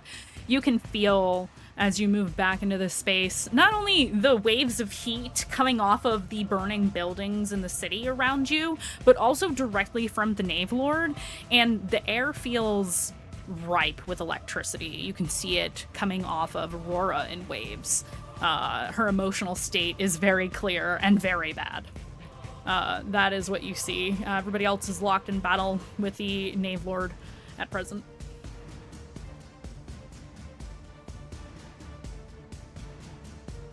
Okay, so that is Revelation's turn. And we move back up to Sin.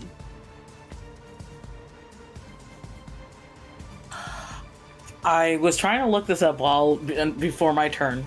Mm-hmm. But I wanted to know, is there like a way in D&D to disarm someone? I don't think so. Let me double check. Disarming. I didn't find I can't anything that wasn't like house rules, so I'm assuming not. But I'm just It like... is okay. There is an optional feature. Let me beyond disarming. Yes.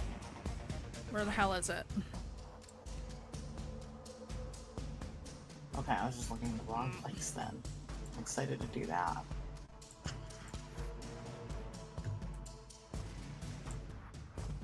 Okay, I'm just gonna have to Google it because D&D Beyond is fucking useless. Sorry, love. No, it's okay. I used to be able to just search up things and it would pop up right away. Now you get 5 bazillion results for things that just include that word. It's terrible. There's a Battle Master maneuver that allows an optional disarm rule in the DMG. Where the hell is my DMG?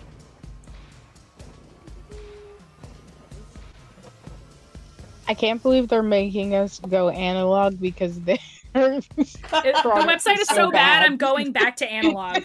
I did this for like 6 years before I started GMing online. The ancient text, yes. Disarm. Blow the dust off of that tome. 271. I'm sorry, folks at home. It's some bullshit. What if we rule of cooled it? We could rule of cool it. I just want to see if the rolls for it make sense. Aha, okay. Well, Creature can use a weapon attack to knock weapon or another item from the target's grasp. The attacker makes an attack roll contested by the target's strength athletics check or dexterity acrobatics check. If the attacker wins the contest, the attack causes no damage or other ill effect, but the defender drops the item. The attacker has disadvantage on its attack roll if the target is holding the item with 2 or more hands, which the Knave Lord is.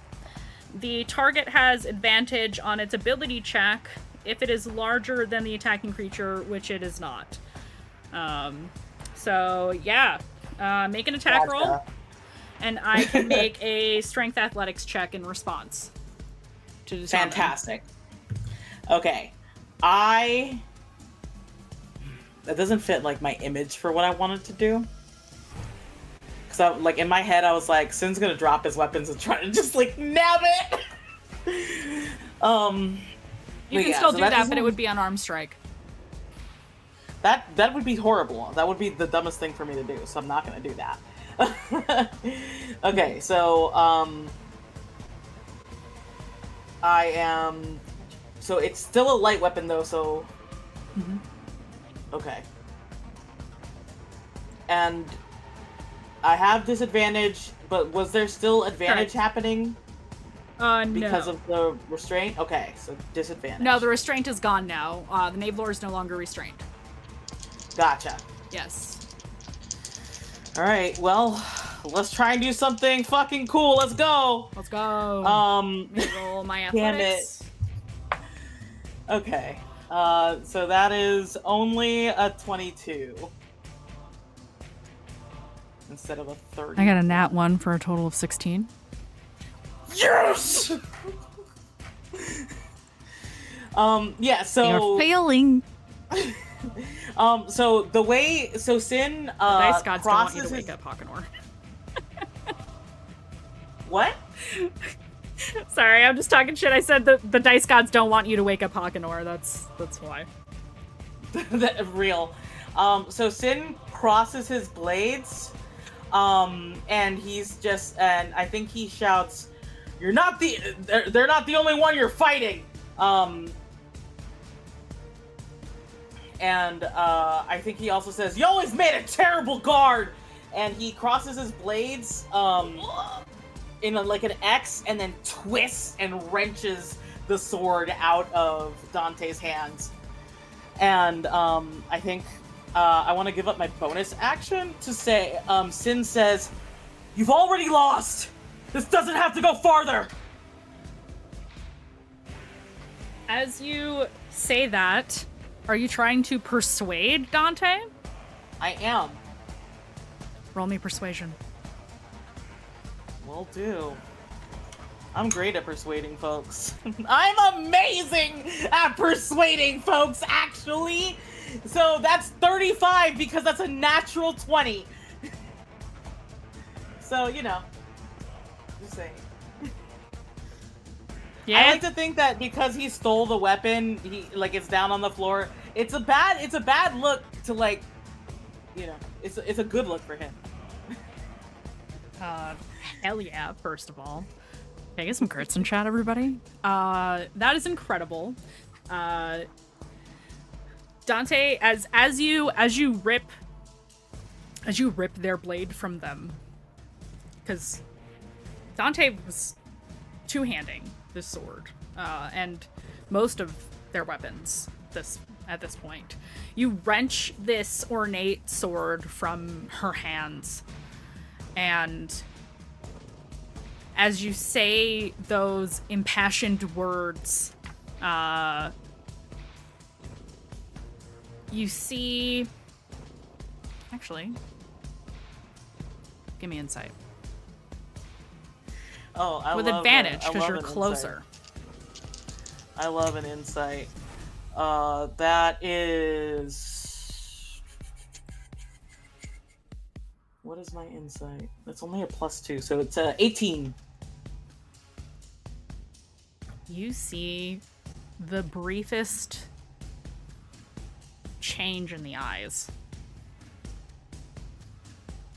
Almost like trying to blink away to see beyond, to see anything, to have cohesive, sentient thought. Brow kind of knits. What? I don't know you. And that is her response. But she looks confused. Nikita.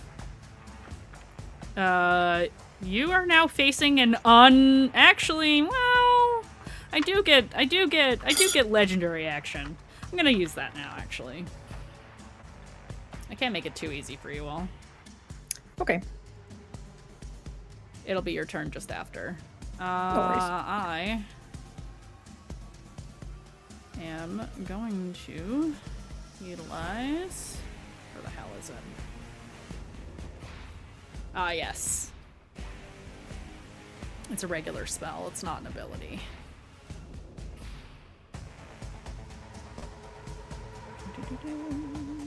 What does this give?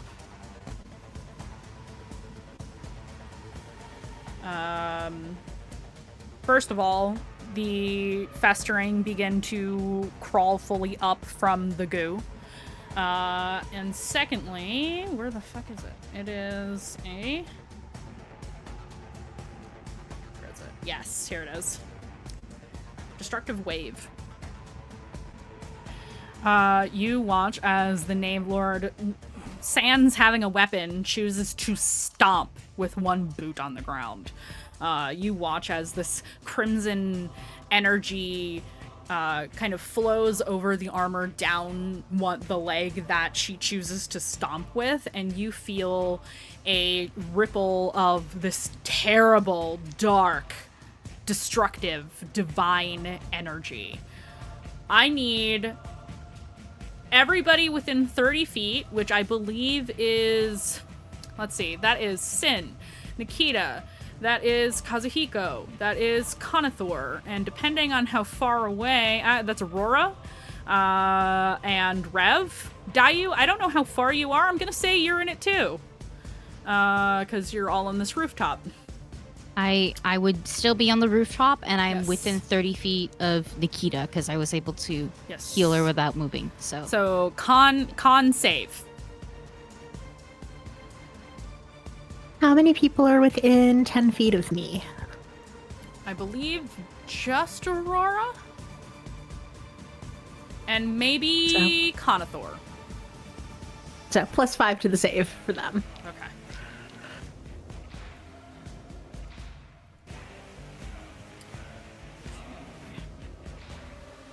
$32. Damn. Natural 20. Let's go! Yo, Nice. This music Forgot is my mouth. like piping me up too much. I'm gonna I have to go to bed after this, and I'm gonna be like, Wired, me too. I'm The target using- number is 18, by the way. I'm using a luck die. meets You're it gonna- beats. Yeah. I got 22. I barely got that shit. Conathor barely succeeds, even with the bonus. Oh, Buddy. Did me and anybody? Conathor slapping hands. Yeah, he's just a boy, really. 17. Okay, anybody who didn't get an 18, let me open this up. Oh, that's a lot. Okay. So each creature you choose or take thunder damage and radiant or necrotic and be knocked prone. Okay. So that is, I'm gonna call that necrotic damage because it's the knave ward, so I need more d6. Oh god. Sadly, I only get advantage on saves to keep concentration up, so at the very least, maybe So that's many okay. dice. Because D&D Beyond didn't give me a button. Fuckers. A butt. A butt. A butt. Okay.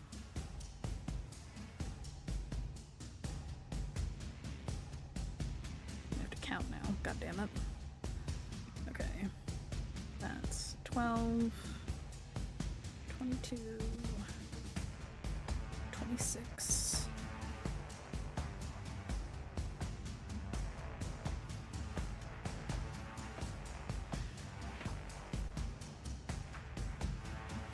Okay, so that is...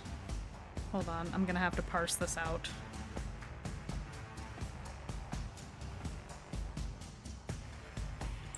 I can also help with math if you want. Yes, I'm so good at mental math. I'm separating it out by the types of damage. It's Important. 38 total, but the thunder is...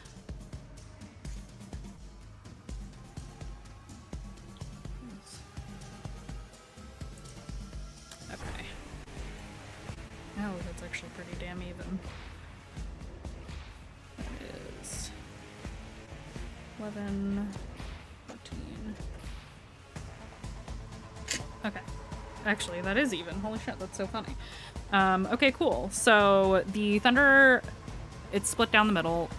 It is 19 thunder damage and 19 necrotic damage. If you failed, you are knocked prone. If we save oh, sorry. If you succeed, you are not knocked prone, and you take half as much damage. Heard. Yeah. I gotta make some saves. Can we repeat those numbers one more time? I'm so sorry. Yes. Just so I can get the halves. So it's because I know some of you are resistant to necrotic. That's why I had to separate it out. I believe some of you are. I think specifically Rev. And also Sin now. I think you are resistant to certain things as Ascension Undead.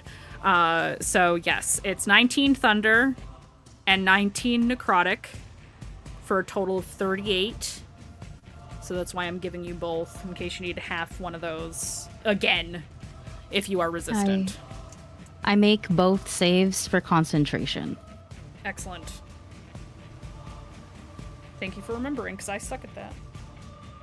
Although I really, was while you were it only doing the benefits math, you so for was me to I. forget. So, like, if nobody says anything, I probably won't know. My concentration is also good. Hell yeah. Does that include the bond is down already, right? I think the bond is down, unfortunately. Yeah. That's what I thought. Okay. Yeah, anyone who's concentrating on spells, you gotta roll con save now, but I think that's just Ayu. I'm concentrating on the sphere. Okay. Yes. I did make both of my saves, my con saves. Okay. Yeah. You are prone, So though, aura's now. still up. I am prone. Yes. Yes. I'm on my bum. You are indeed. Now it's Nikita's turn. Right.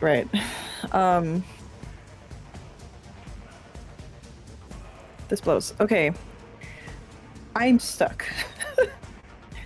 On the one hand, fiance's sister. I don't think we're holding back though. How about this? Can Use I persuasion. can I hold my action for Hold your action for. I'm gonna make it a dog thing straight up. I'm gonna wait for I want Aurora to give Nikita the okay. Mari, would it also help Yes. for you to remember that there are now festering coming up? Well, yeah, I guess I aim at that, huh? Are they up? I thought they were. They're I know up. coming up, but They're up. okay. All right, then I'm gonna aim at that. Then that's something to kill. I thought they were still for me. My bad. No, you're good. So, Okay. so then the point of order is Dayu is knocked back. Rev loses the bubble? Question mark. Rev keeps the bubble. You keep the bubble. Okay, thank you. And then you, Nikita. I keep almost saying Mari instead of Nikita. Don't ask me why. 3 years. You think I would be better at that?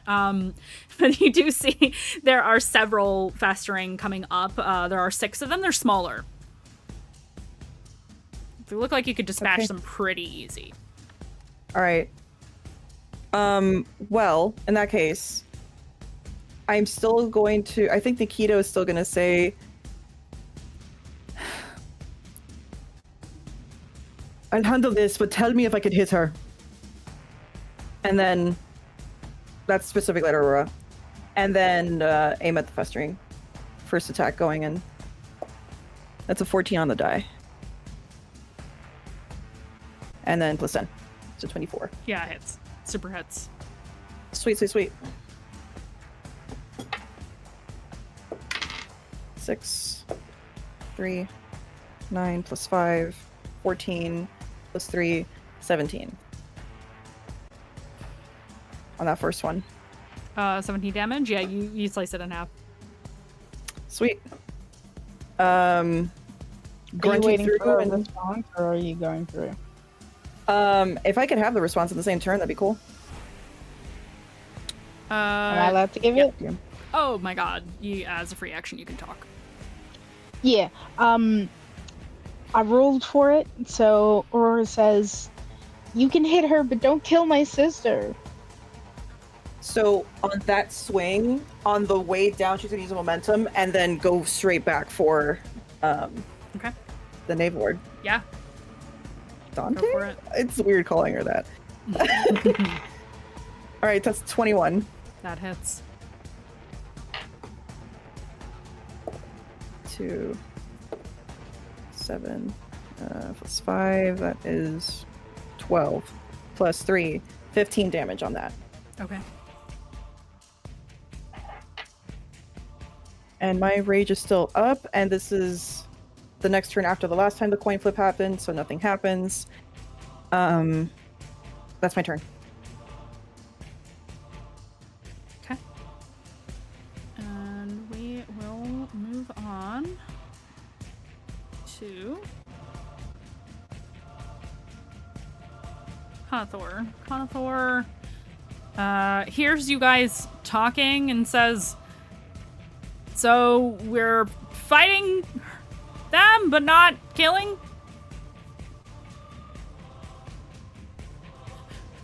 looking to anyone for what's happening. Sin, Yeah. are you sharing any of the insight? Oh yeah, Sin. I think Sin. When he disarmed her and like saw that look, he's like, "We're breaking through." It's not completely her. We can break this. I believe in it. Well, then guess we'll just have to hold her in place. And he is going to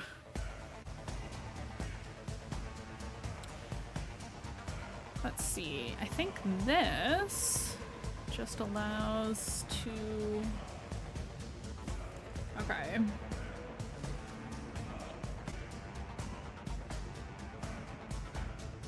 Yes.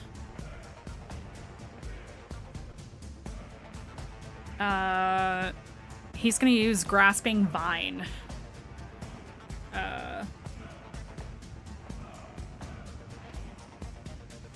As he's going to move closer, well, not too close, but then as it's technically a bonus action, but he's not gonna, in lieu of taking an actual action, he's going to use Grasping Vine to try to basically lash out and grab the Knave Lord. So the Knave Lord has to roll a dex save, which is not her strong suit.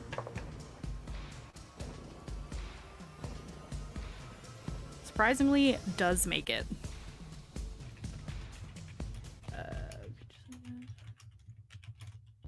Okay.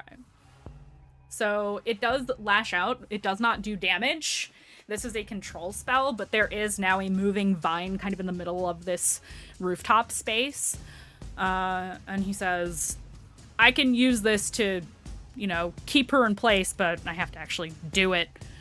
And that's his turn. On to Dayu. And then it's the Knave Lord's turn. Hello. Hello. Okay. Hello, I'm small. Okay. I'm small. Golly. Okay.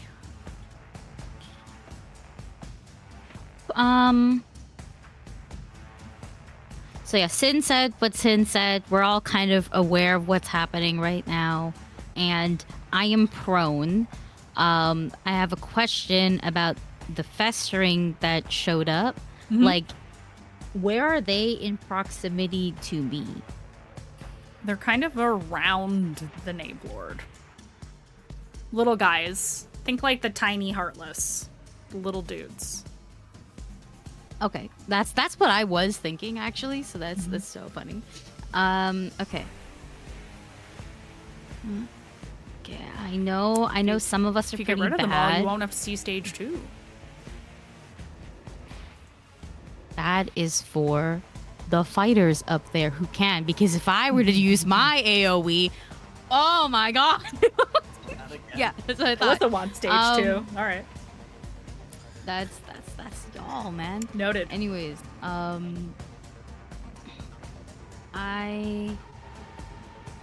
know that some of us are pretty bad, but how are the rest of us? Like, if I look at Kazu, how is Kazu? If I look at like Sin and Rev, how are they? Kazu hasn't taken any damage since you all arrived, so he's pretty much 3/4 full.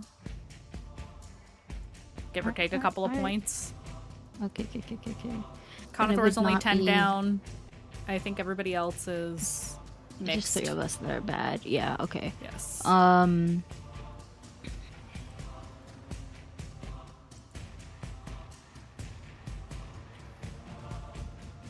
more worried about everybody else. Okay, so is it a action to get up? Or is that movement? Getting up is half of your speed. My speed, okay. And where is Aurora and Nikita? Like, Aurora's flying. Nikita is in front of me. Yeah. How many? We never And I think specified how 20 far. feet. Aurora's 20 feet or so from Dante and Nikita. Okay. Like you should be within my aura range, I think. I'm just wondering, will 15 feet get me to Nikita to touch? Will 15 feet get you to Nikita? Yes. Since you're kind of in the middle of everything, I'm just gonna say yes for the sake of ease. Okay. Yeah. Then, all right. I am gonna. Is that enough? Is that enough? I don't know if that's enough.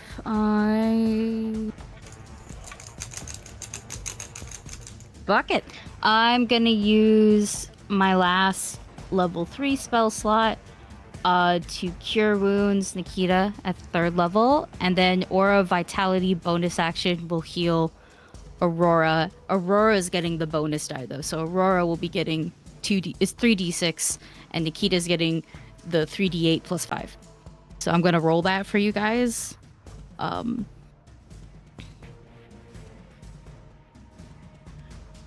If I can remember where all my dice is, I will roll it for you guys.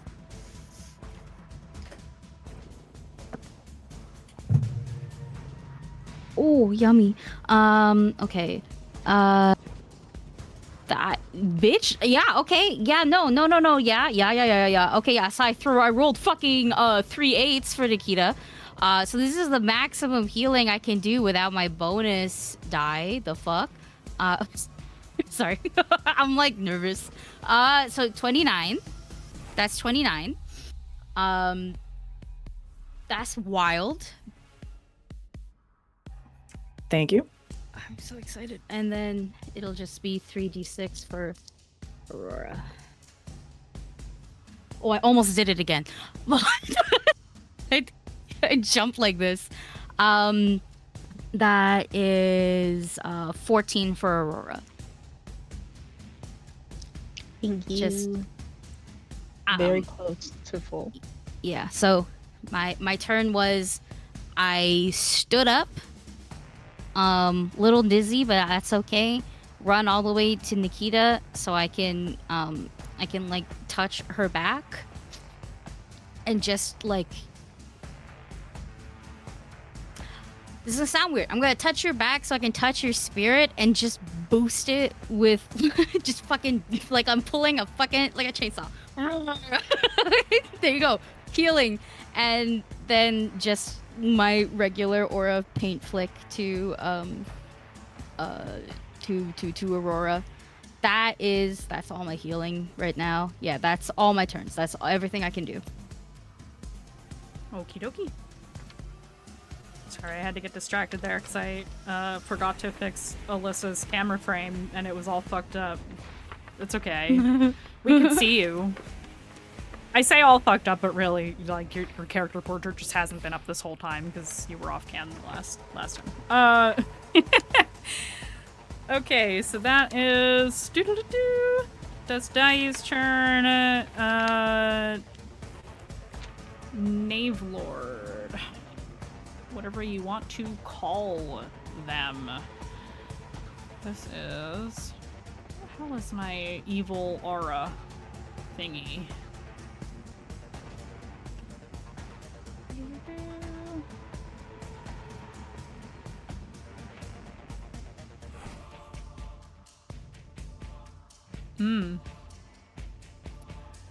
Right. I gotta start using that. She is going to use... I actually think because the long sword has been ripped away from her, she has no real choice but to use the javelin on her back, which is something that she would normally throw. But is going to, actually instead, is going to look to Sin and say, "Thanks for reminding me that you're still here," and reaches out and touches you with inflict wounds. That is a +10 to hit. That is 29 to hit. And that will be 3d10 necrotic damage.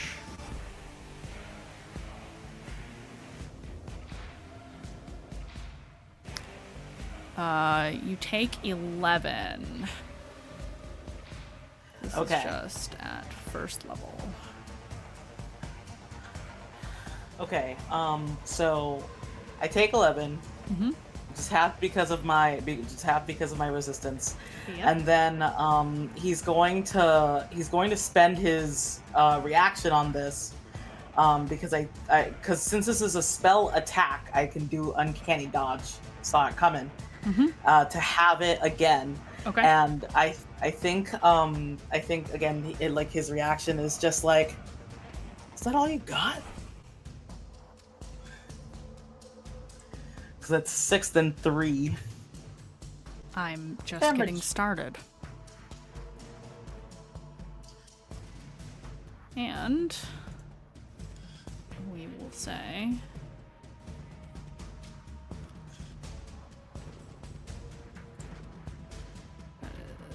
that's an action, so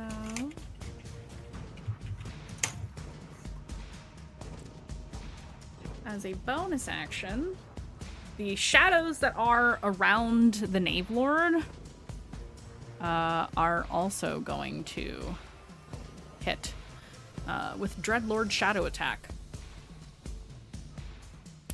And that is +10 to hit you once again. That is a 24 to hit Sin. And that is 3d10.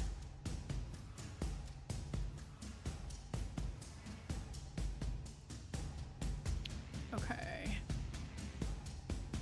Is it gonna let me do the damn thing, or is it gonna be stupid? There we go. 3d10.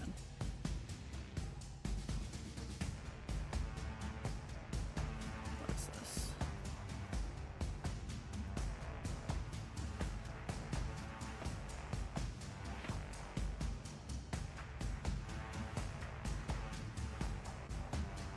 Okay, so that is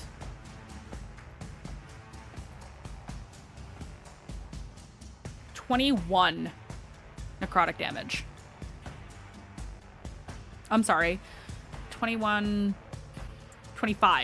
because it's +4. 25. Yes. So it's 13. Or is that already halved?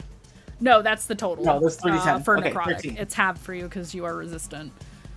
Clearly, Mhm. the Knave Lord does not know that. But you watch as these shadows coalesce into almost like this inky black smoke that's a little too similar to festering. It's really scary. Just kind of reach out and like claw at you.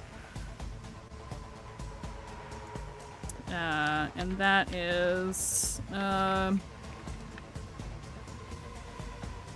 that was the. Actually, no, that was their turn. Moving on to Kazu. Kazu doesn't like any of that. He's gonna do the same thing, but at a much higher level. Because if you can subdue the Knave Lord, you might have a better chance. Maybe.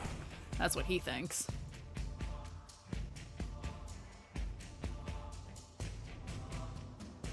Okay.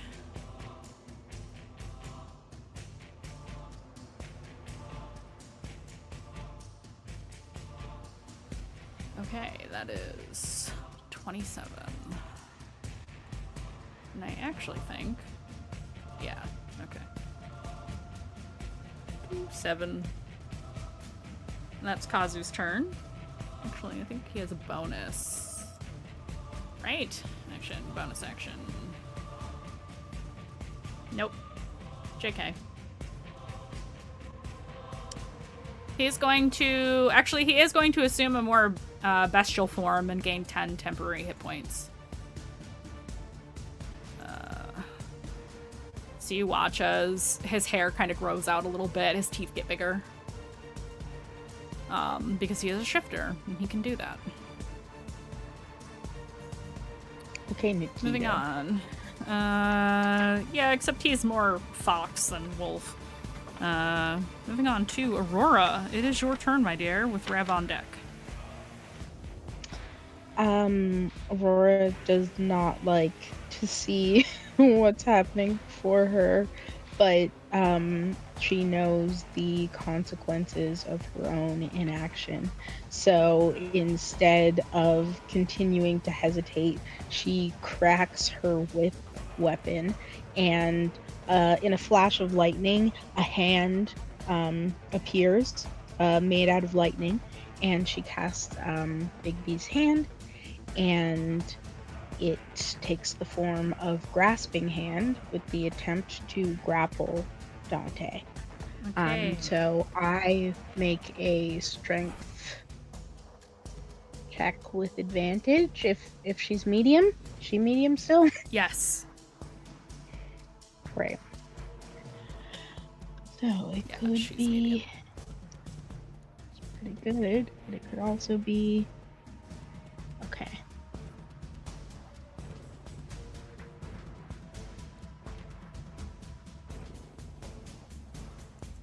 $25. Okay, so that's 25. Do I roll to resist, or is that just a roll to hit? How does that work for Bigby's? I think it's a regular grapple, so like contested. Got it. So my strength, athletics? it's my strength athletics. Yeah. Okay, cool. I will do that. I have a plus 15, so I hope I roll bad. That's a nat 20.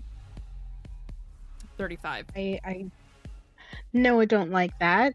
The hand is still there, but not yet grappling. Kind of between Aurora and between Aurora and Dante, waiting for the next opportunity. Because that bonus action didn't work, let me just double check something.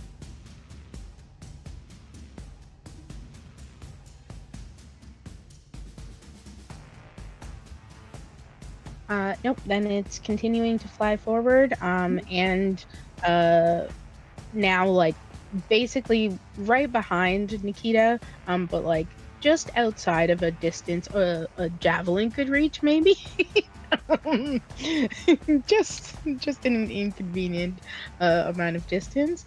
And she'll say, you don't have to keep doing this, just let us help. Roll me persuasion. Okay. I'm going to.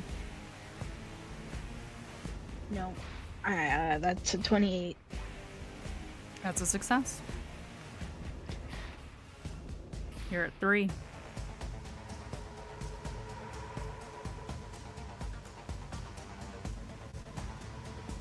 You got 2 more. And that's everything, by the way. That's my turn. Okie dokie. We are moving on to Rev.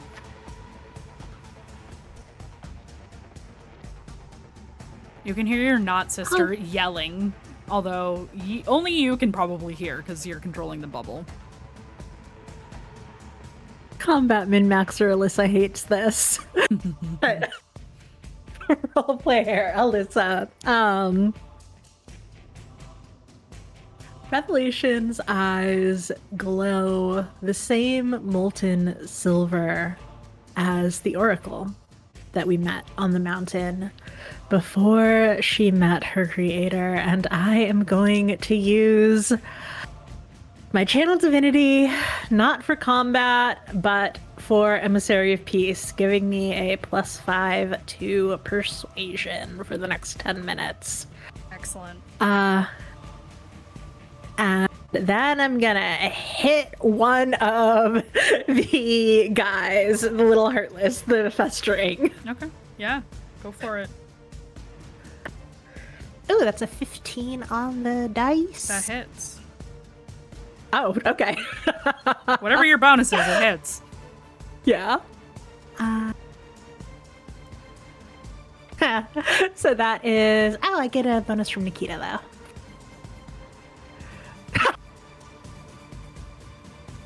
I rolled a 2 and a 1. So that is a 11 damage on the festering. But I... Oh? It's damaged pretty badly. It looks like it's, like, struggling to maintain cohesion. Like, these things just came out of the ground. They haven't fully formed, but they're available for attacking. So, yeah, you've severely wounded this thing. Oh, great. I got another 15 for the second attack. Hopefully my damage rolls will be better this time. Yeah, that is an 18 damage. Get out the fly swatter. It's dead. Amazing. I think Rev swings down on that one, and as it sort of collapses, disintegrates, whatever, looks at the Dante thing and says... The Dante thing. The Knave Lord, the thing wearing Dante's face. Maybe. Who knows? Based on Aurora's stories, I would have expected you to be able to fight this, and is attempting a persuade. Okay. That feels more like an intimidation, but... It's giving support in the only way Rev really knows how to do, which is slightly antagonistic. Yeah, that's perfect. Yeah, all right. I'll allow it. Persuasion. Don't forget your plus 5. 26. Yeah, that's another success. Yeah. You're killing it. You got one left. Until question mark? But that is my turn.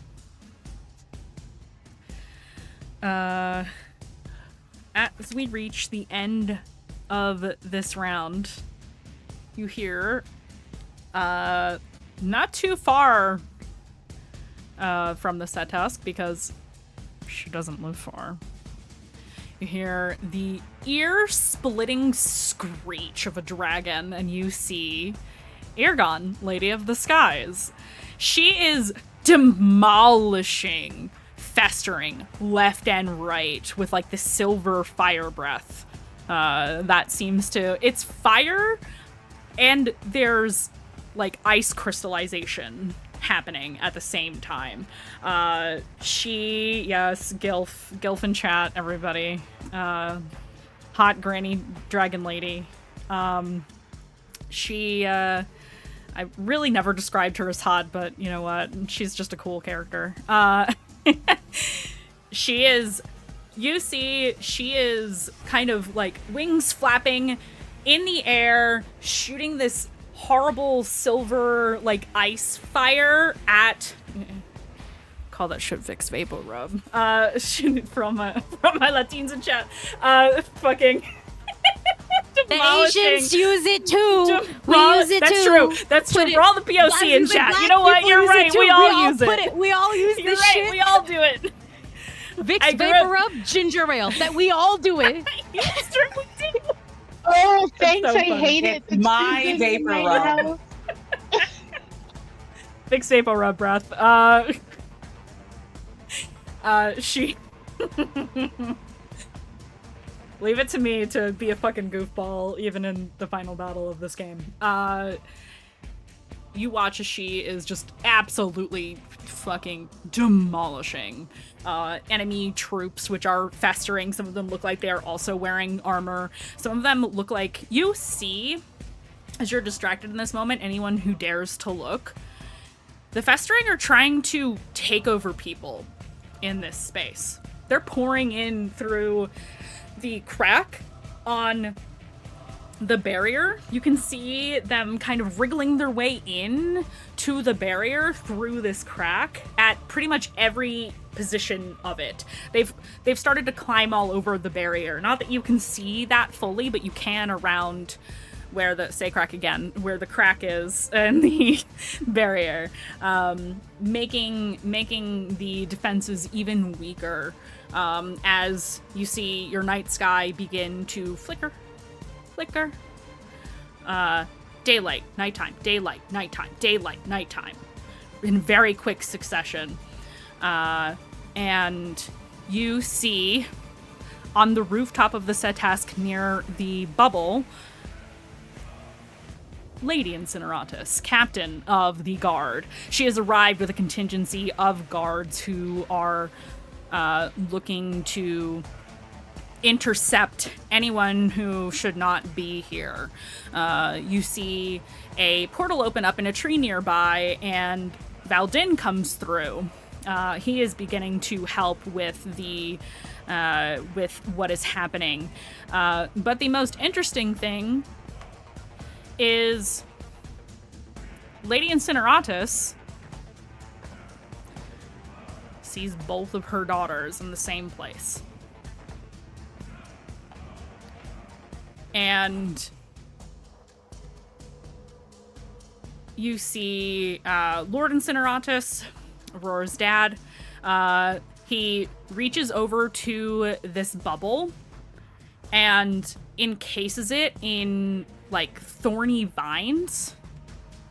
And he yells to Revelation, "You can drop the spell now if you wish. I've got it." Amazing. Perfect. I will keep it up just because I can, but... Aurora, you hear your father, and you hear armored boot falls. And your mother steps onto the rooftop, blade raised. She looks to you. "What is this?" She's looking between you and looking with horror at Dante. I told you something took her.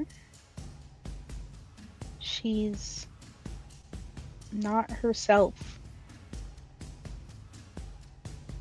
But she's here fighting against us. An avatar, maybe, of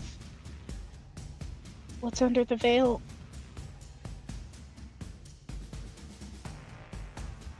No, she wouldn't want this. You know she wouldn't.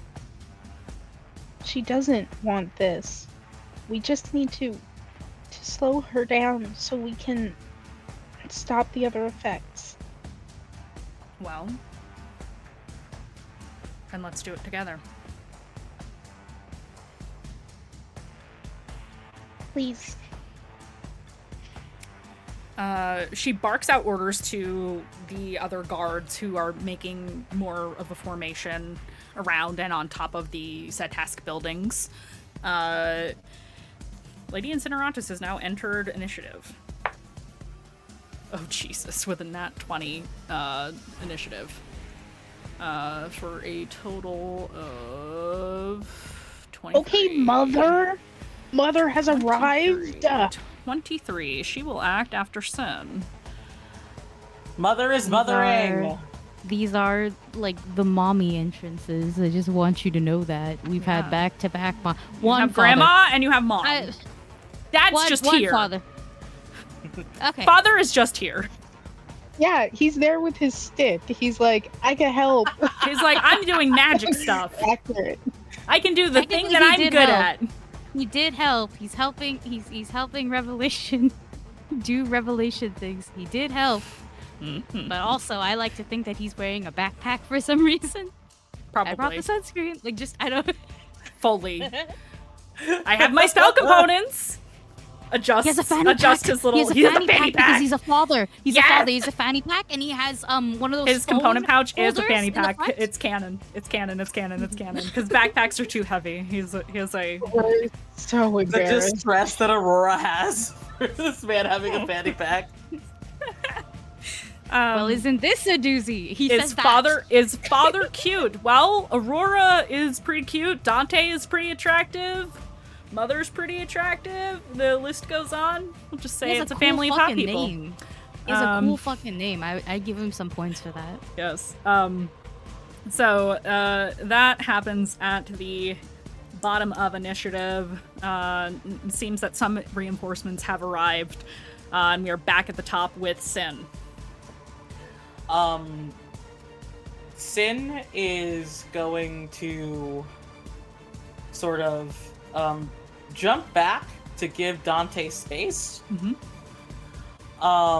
And how far back? Sort of, yeah. Honestly, I'm gonna use a bonus action to just disengage 5 feet, not too far, because I'm still gonna like stab at these little guys. Hold, please. But I am attacking you. I have Sentinel with my bonus. Oh, disengage doesn't get to do. All right, Goss, great. Yep. Oh, well, it's a good thing. It's a good thing she doesn't have the longsword, because that's a nat 20 for a total of 35 to hit. Okay, that definitely hits. That is... Okay.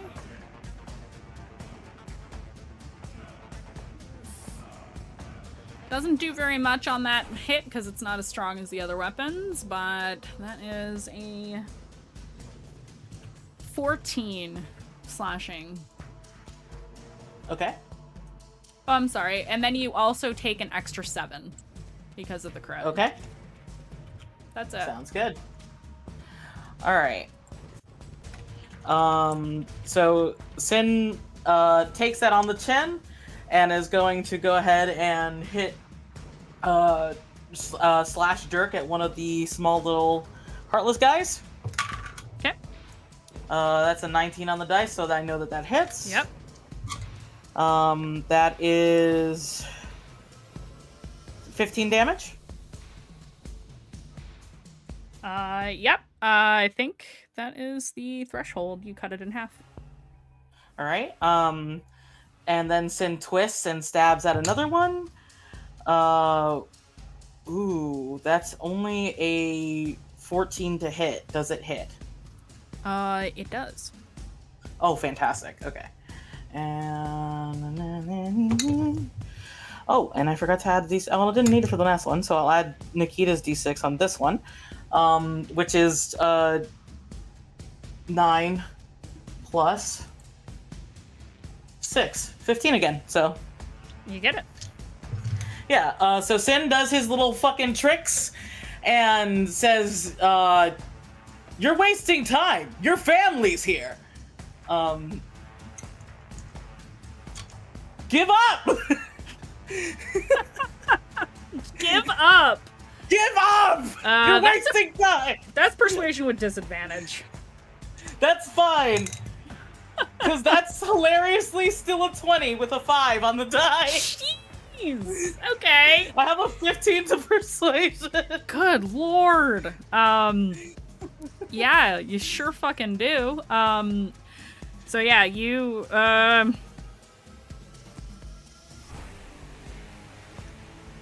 it's not quite a success. The DC is higher. Okay, gotcha. Because you said it was 20? Yes, it was 20 on the die. So, Yep. if that's okay that it's not... 20 total? Then, yeah. 20 total, yes. Yeah, okay. DC is slightly higher now. That's fair. It has been going up, but you guys have been rolling, like, incredibly well. Oh, yeah. Again, like, if you didn't give me disadvantage, that would have been a 32. So... Okay, anything else on your turn? No. Hold on. No, yeah, that's it. Okay. We're gonna act ever so slightly out of turn. It's on Lady Incinerotus' turn, but she is going to, if you let her, take your hand, Aurora, and lead you with her closer. Yeah. And yes, she's like a balloon right now. She's flying, so she can be led. She is gonna give you her turn. Say what you need to say. You said it was working. Say something. Dante, it's not too late to save our home. There may be damage, there may be people hurt, there may be things we've lost, there may be consequences, but we don't have to lose everything. This is my sphere, our sphere, all of ours. It doesn't have to be a fight. If you just let us keep our home. She kind of shakes her head. No, they left me to die. Why do you think I'm here? And you can see she's struggling. Roll me persuasion. With the persuasion, Aurora is saying, I never stopped looking for you. And I'm using a luck die just to see if I can manage to get a natural 20 on my persuasion check. You sure fucking did. You did. You can see she's struggling. She's puts her hand up to her face. No, that doesn't make any sense. And you can see her voice is breaking. You can see her shoulders are slumping. She says, no. Don't you remember when I faced the Knave Lord? I begged. All I wanted was my sister back. And I would do anything. We're here. No. Just please. No. Help I am us the save vessel. home. This world is corrupted. And you see as cracks begin to form on her armor, and as pieces begin to break away, revealing plain clothes underneath a Veil Guard dress uniform, pieces of armor falling to the ground. You see as the festering that have started to climb up onto the roof in various forms, including the small ones around her feet, are beginning to lose cohesion. And as she falls to one knee, armor cracking and falling off, she says, no, this can't be right. What do you say to your sister?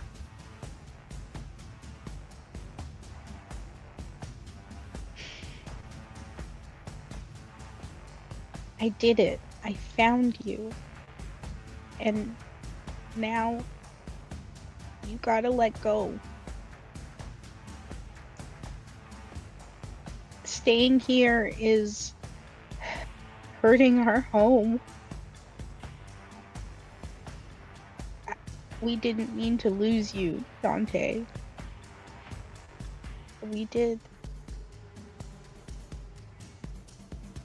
You can see she's breathing heavily, and she says, except she doesn't say. You hear a more masculine voice come out of your sister's mouth. No, you belong to me! And is like clutching at her own chest. No! You hear Dante shout out in her own voice, no, let me go! She falls to the ground, and you watch as this black puddle of festering begins to well up from her chest and begin to pour out like black blood from her chest. And before too long, all that remains is a woman in plain clothes, soldier's uniform, tattered, ripped, not even patched, still covered in blood from all those years ago. Dante. And that is where we will end for tonight. Come back next week for the finale question mark of Mistlost. Maybe. We'll see. Might be the finale, might be the penultimate. We'll see where we go. But you don't want to miss next week's episode. We will see you same bat time, same bat channel. Thank you to everyone in chat for being here and supporting us, for all the emotes, for all the shenanigans, and thank you as always to my incredible players for being on this wild ride with me for 3 fucking years. I love you guys. We'll see you next week. Bye.